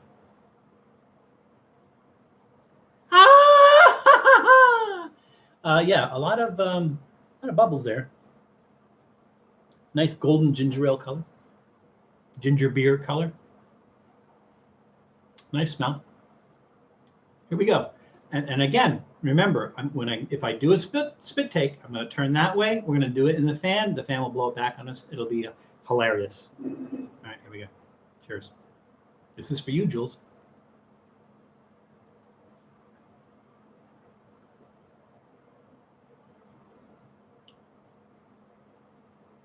That's weird. It almost has that flavor like atomic fireballs, which is really weird because I don't think that's ginger. It is spicy. It is really spicy.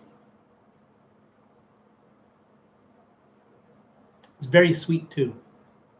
Ooh, the throat. That's what always hits the throat. That's why when the spit take that Julie is referring to is, if you watch, I did an episode on Blenheim hot ginger ale, and Blenheim is bottled actually at the same location as south of the border in South Carolina. That's where they make it, down there. And I was drinking that, and the thing is, the heat or the spiciness or whatever you want to call it went to my throat, and I started. It wasn't a spit as much. It was I coughed out the ginger beer, and so that's one of her favorite episodes because I end up coughing out the ginger beer. But didn't happen this time. But this really, I mean, if you want to consider like a ginger hot ginger, whatever I'm saying, cinnamon. No, it's not cinnamony. It's if you ever eaten when you had sushi and they have that pickled ginger, and you kind of get that kind of almost a burn from the pickled ginger, Jesse. It's almost like that. It's like that kind of burn, and it's kind of amped up in here. So it's like full on ginger burn, and ginger flavor, and really nice ginger smell. Panama Red, you're taking off. Well, it was good to see you. Welcome. You are welcome anytime. We usually do this on weekends. We try to do it on Saturdays. Sometimes we change it up. Sometimes we do it Friday night. Sometimes we do it on Sundays. But we like to let people know midweek. So check on our Facebook page, because we'll always list on our Facebook page and everything. But hopefully we will see you next week. But welcome. Glad to have you here, and you're always welcome. Our door is always open, except when it's closed, like there right now. All right, so let's have some more.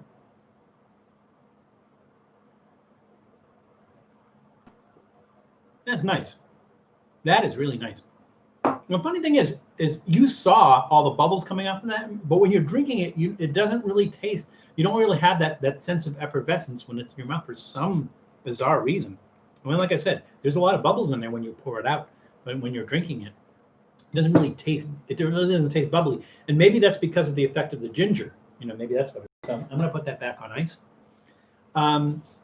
So we can. So one of the things I did want to talk before we go to the pickle, we will do the pickle. And I forget, did you guys say I should drink the pickle juice, right? I think, Julie, you said I should drink the pickle juice. I don't know if anybody else said the same thing. We'll probably drink it. We'll see. One of the things that I noticed this week, is it cold or room temperature? Sounds great chilled. Well, I have everything on ice here, so everything's in the cooler. I don't know that. I know that some people drink like hot ginger. They heat up ginger ale and drink it warm, right? I know that some people do that. I think they do the same thing with Dr. Pepper. Some people drink Dr. Pepper warm as well. But and I don't usually drink it room temperature. It's either chilled or that's chilled. Beer, yes, beer room temperature. I like beer room temperature, but it has to be a good beer. When you see something that says best served chilled, it's usually because chilling it takes a lot of the bad flavor away, I guess. And so usually, like if you look at some of the bum wines, some of the fortified wines, it'll say on there best served chilled. That's because it takes away the flavor, because it's really bad, and so chilling it makes it taste better. But so it is cold because it's on ice. But I could drink that. I think I could drink that room temperature or even warm.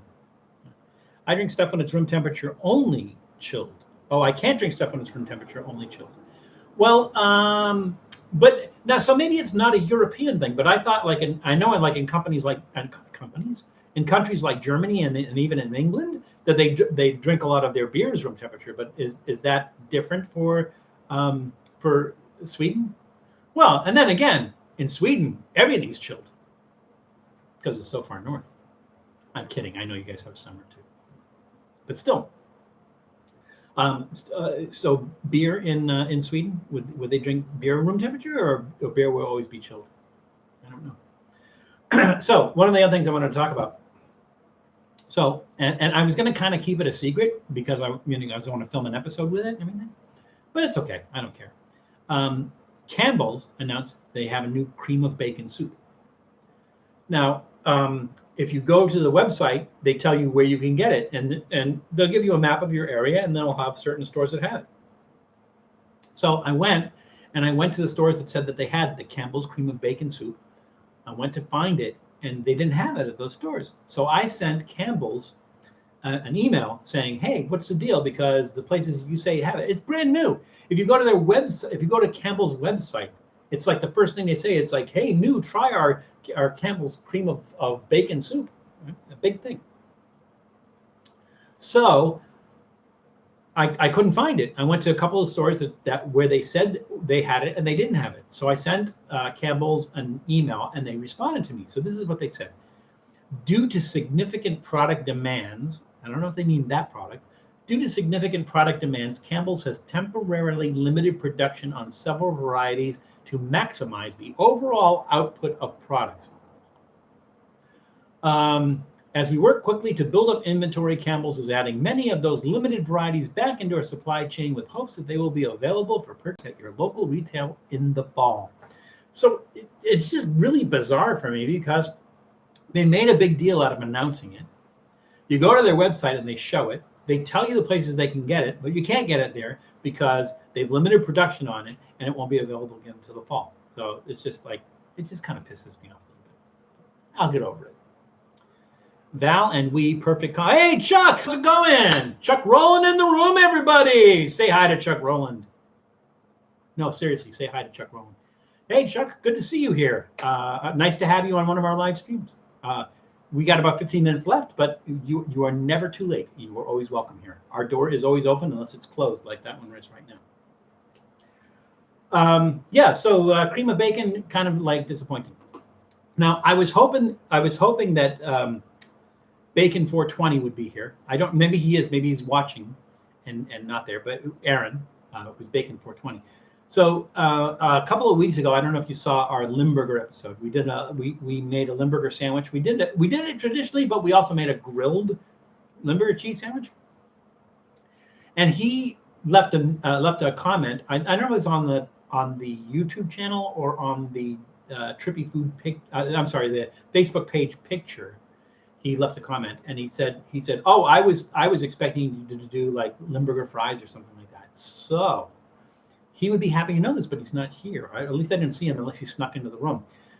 So next week's episode is Limburger fries. So we decided we had leftover Limburger. We were going to make Limburger fries. So I won't tell you everything we put in there. I won't tell you how it came out and everything because it's going to be out Thursday. But Thursday's episode, Limburger fries. We did that because Bacon 420 or Aaron made the suggestion, and we thought that sounds like a great idea.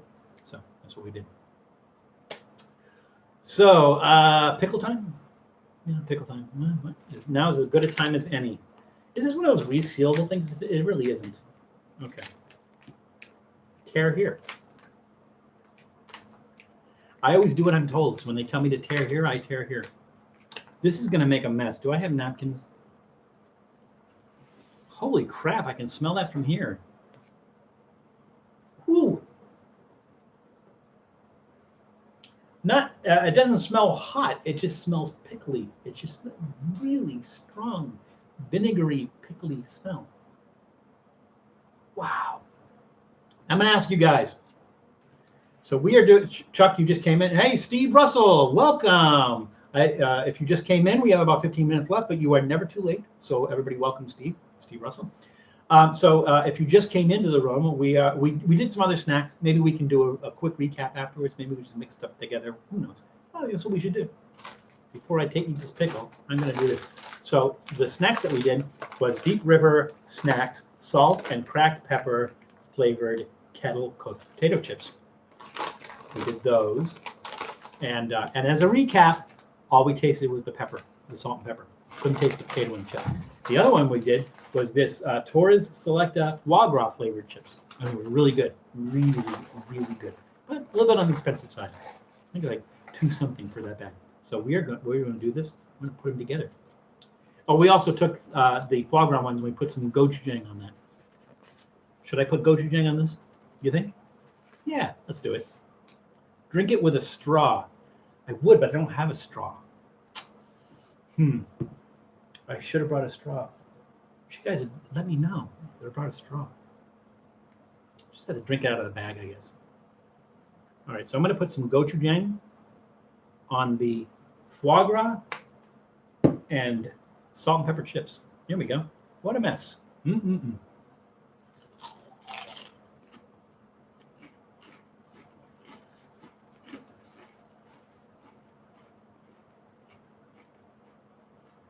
Yeah, the foie gras gets lost. And those are really nice chips, the foie gras ones. Well, the taste gets lost when you do it like that.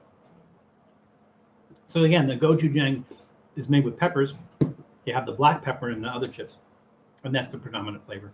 Although you do get some of the potato, but I think it may be the potato taste from this because it didn't have some black pepper all over it. Interesting. All right. So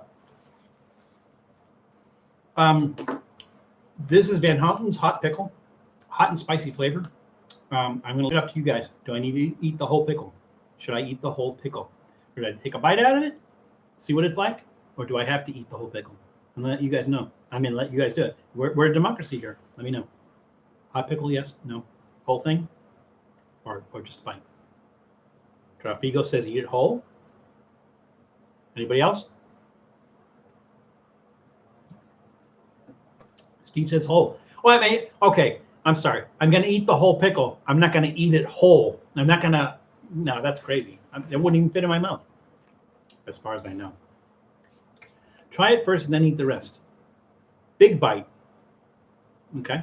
Tom says big bite. Everybody else says eat it whole. Yeah. Well, so we're going to kind of do a little bit of everything. So Wendy, I'm going to try it first. I'm going to take a bite. And then we'll finish it. We'll eat the whole pickle. Sure, why not? Ooh, it's squishy. It's squishy. I like a nice crisp pickle. I like the pickle to be crisp. There's a company called Sonoma Brinery, and they have deli pickles that they sell at Trader Joe's, and their pickles are really nice. It's in a brine, so it's not as vinegary. And there's a lot of salt though, but they're nice and crisp and fresh. So here we go. Van Houten's hot pickle.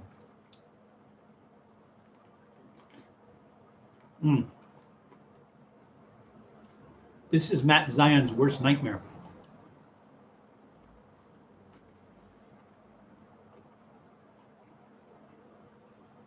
It's squishy. It's soft and squishy, not crisp. There's some heat. It's maybe a little bit slightly more than white guy hot, but it's not like I can't take another bite of this. Like not even ghost pepper hot, not even habanero hot. It's hot. It's spicy. Yeah, he does hate pickles, Wendy, with a passion. Grillo's pickles are great. I'll have to try that. I haven't heard of Grillo's. All right. So I will eat the whole thing.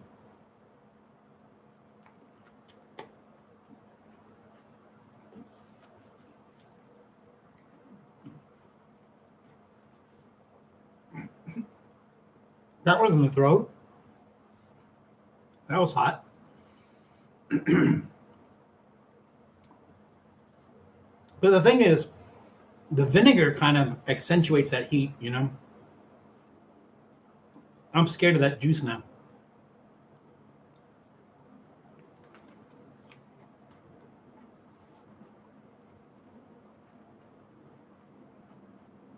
It's like a novelty pickle.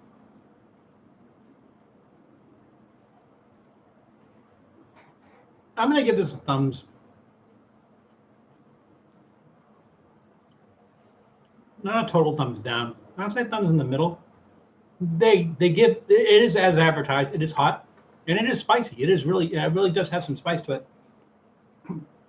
But it's not a good pickle. It does not, like, I really would have liked this if it had some crunch to it, some crispiness to it, and it doesn't. And it kind of takes away from it a little bit. It's kind of like the sour pickles you used to get at the fair they're just kind of squishy. I'm not really a big fan of that.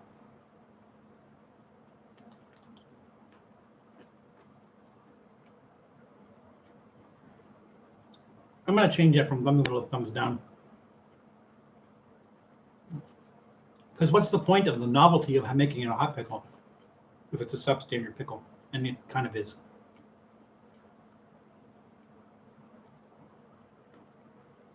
But I promised I would eat the whole thing, so I did. I wouldn't do that again. Nothing special about that.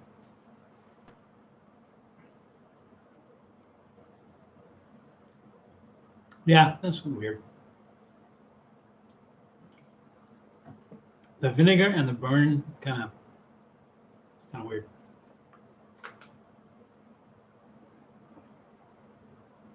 Should I? I'll try. Here's what I'll do.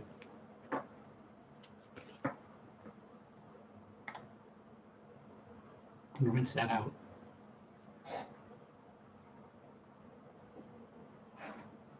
Do this. Yes, Steve, thumbs down. I think so.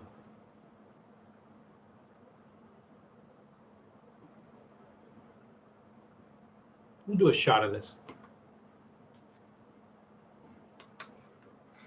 That's crazy enough. I'm not going to drink that whole thing. Cheers.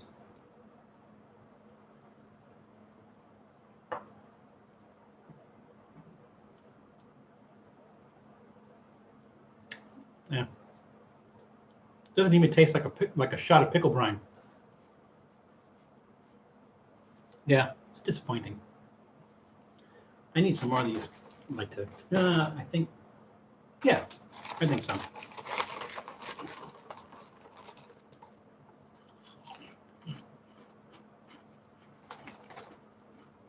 That was disappointing. One of the other things I want to talk about was because of COVID, naturally, there's been a lot of closures. Julie had mentioned Great Scots, which is a club in the Boston area. They just closed permanently. A lot of clubs are, but as far as restaurants go, there's been a few exceptional restaurants, and not any exceptional like high end, because I'm not really a high end restaurant kind of guy. I'm not really into high end stuff. But yes, exactly, Julie. Maybe not to the degree you mean. There's nothing worse than a disappointing pickle, but still, I agree. But there's a lot of places that have been closed. Like, for instance, there's a burger joint here called Simsey's. Now, the original one is I think it's in Manhattan Beach. And they have a variety of different burgers that are really, really good. And they're high-end burgers, they're gourmet burgers. But they opened up a couple of other ones. So they opened one in Burbank, and they across from where NBC used to be. And they opened one on Venice Beach, but like right at the end of Washington Street. Both of those closed. They closed permanently. California Pizza Kitchen just filed bankruptcy, and the assumption is they're going to be closing all their restaurants.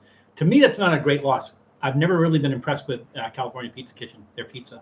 But to a lot of other people like it. And so they're probably going to be going away soon. The one that really hurts me is Threadgill's in Austin.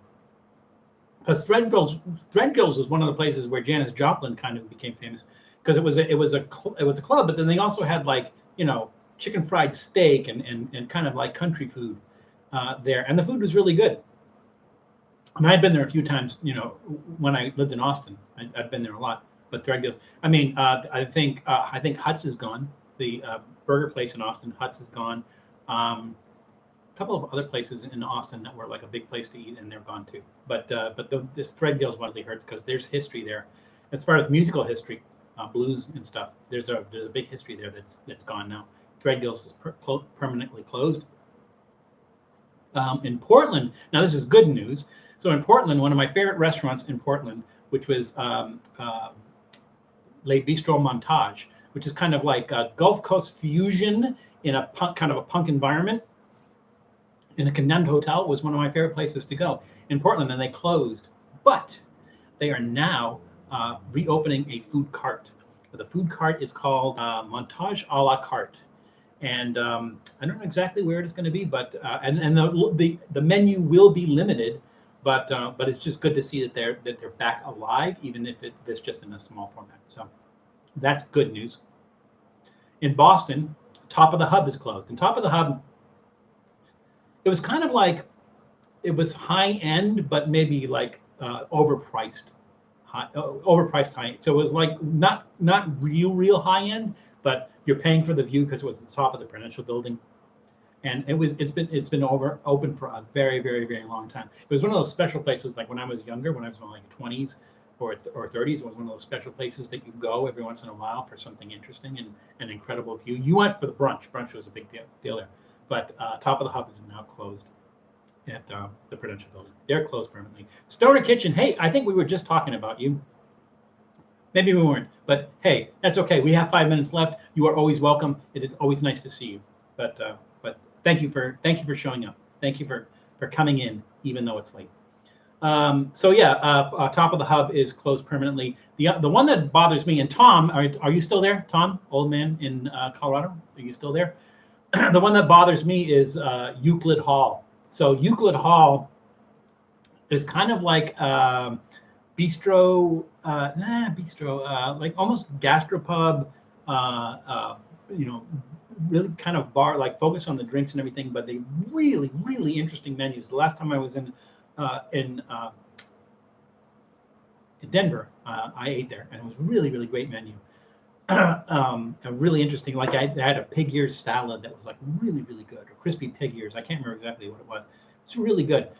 Stoner, we're not doing beers today. We're doing sodas. So we did 4 sodas.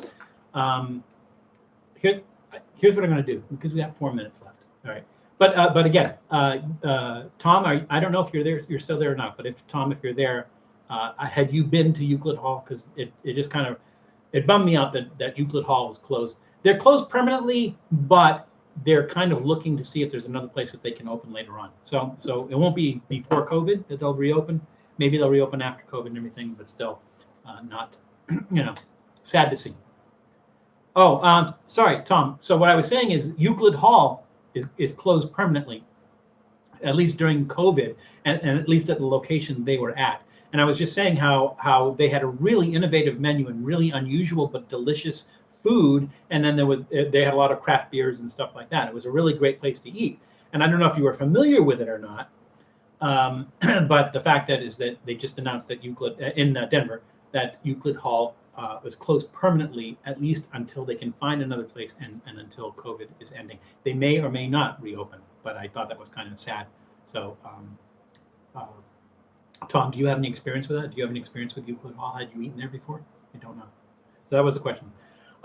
We have a couple minutes left, and here's what I'm going to do. I'm going to do this specifically for Stoner Kitchen, because I appreciate your longevity and the fact that you always come back and you're part of our family. Here's what I'm going to do.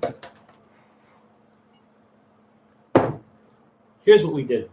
So we started with the, I think we started with this one, the Flathead Lake Gourmet Soda Sour Cherry.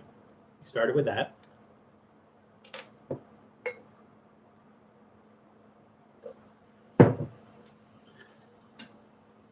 Yeah, they did close, Tom, which is sad, because like I said, I really like the place.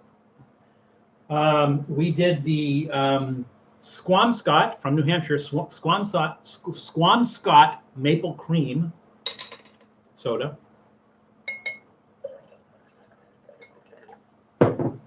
Yes, Jeff Vigo, Franken Soda. It's that time.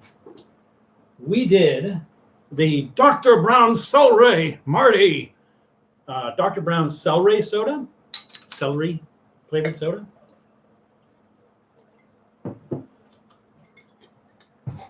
I feel like a mad scientist. I feel like Dr. Brown, or Doc Brown, Dr. Emmett Brown.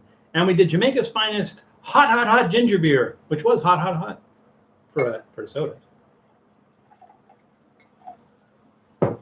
There we go. So we're going to go out in style here. Look at that. Let's try this.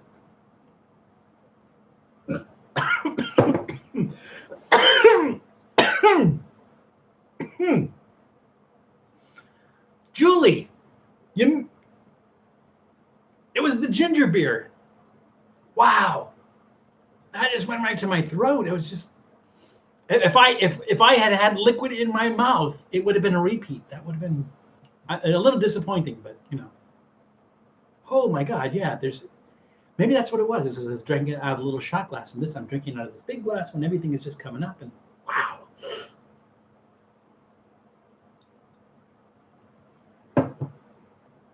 I can smell the maple. That's interesting.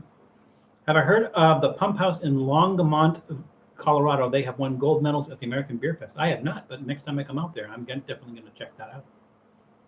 Damn it, nobody to high five. I know.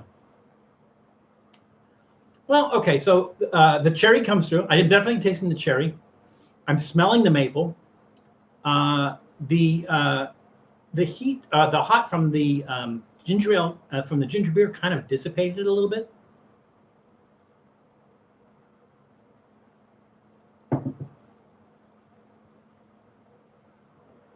Stoner Kitchen, remind me again where you're from, and I will help you find some maple cream soda.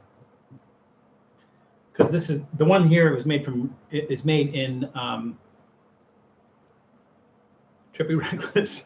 The one here that I tried is made in New Hampshire, but I got it at Galco's, which is in LA, Arizona.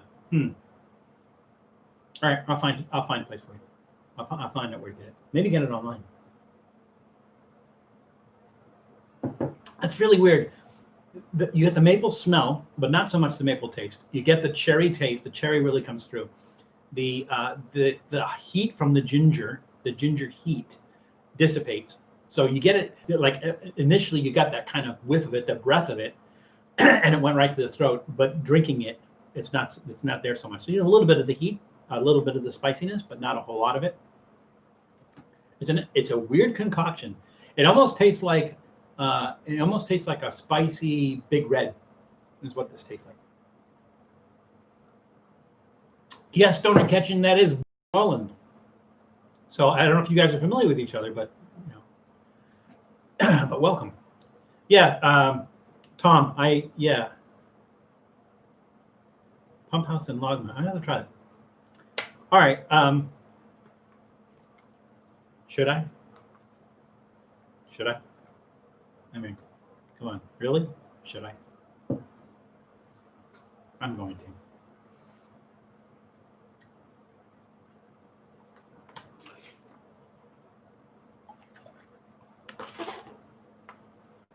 All righty.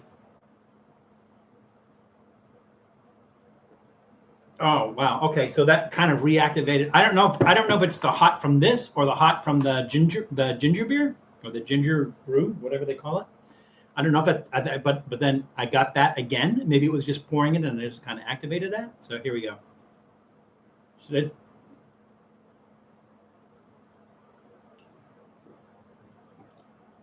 I? That vinegar. I mean, it takes the edge off that, right? It takes the edge off that because it's mixed with everything else. And now everything else is no. There's something hot in my throat.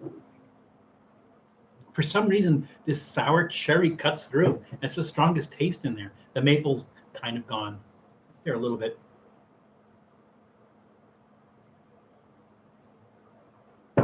No, Jesse, we don't do the vomit alert here. We haven't vomited on this show. I'm gonna full disclosure, I'm gonna tell you guys, I have not vomited since 1980. Seriously, I've not vomited since 1980. I don't know why that is. It is what it is.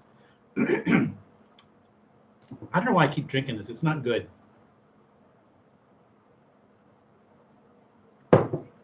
It's just weird, and I'm into weird. So maybe that's what it is.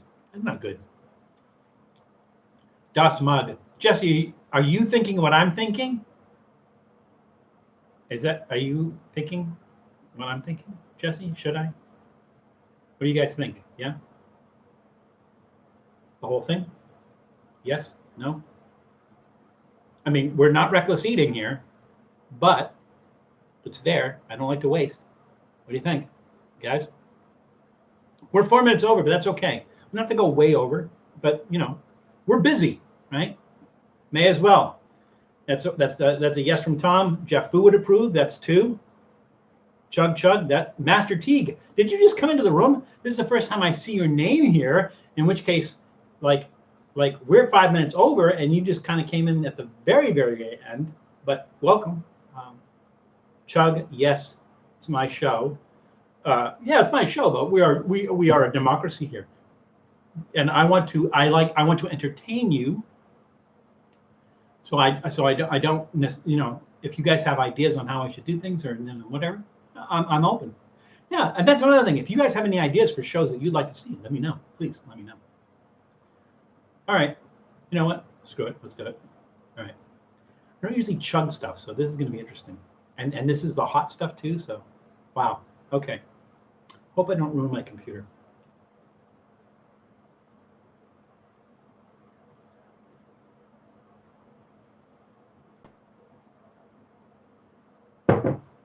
That's bad.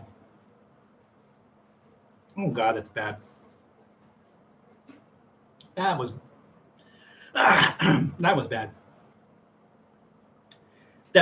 It's the pickle stuff just cuts through everything. It's bad. All right, we did it. So another live stream in the can. I was so glad that you guys were able to join me. A lot of familiar faces and a lot of new faces as well. And I just want everyone to feel welcome. I feel like we're a family here. I love the interactivity. Is that a good word? Interactivity. I love the interactivity here. I like the fact that we interact with each other. I hope that I'm entertaining. I hope that maybe I learned something and maybe you learned something. I think that's good. I always have fun. This is I've said this before. I will say it again. This is the high point of my week. This is really the high point of I always look forward to the weekends when we do a live stream. This is just so much fun for me, and I will continue to do it. Again, we did Top of the Pops. We did sodas this week. We'll go back to doing a beer next week. Probably like Monday or Tuesday or so. I'll have up the the thumbnail, and you'll be able to see what we'll be drinking next week. But we'll go back to a beer next week. Trippy Food Beer Night next Saturday, whenever it is.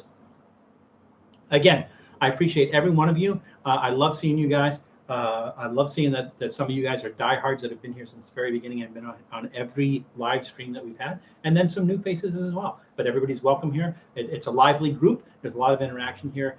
I will tell you, like I tell you all the time, it is a crazy world out there right now. So take care of yourselves, take care of other people, and we'll see you soon.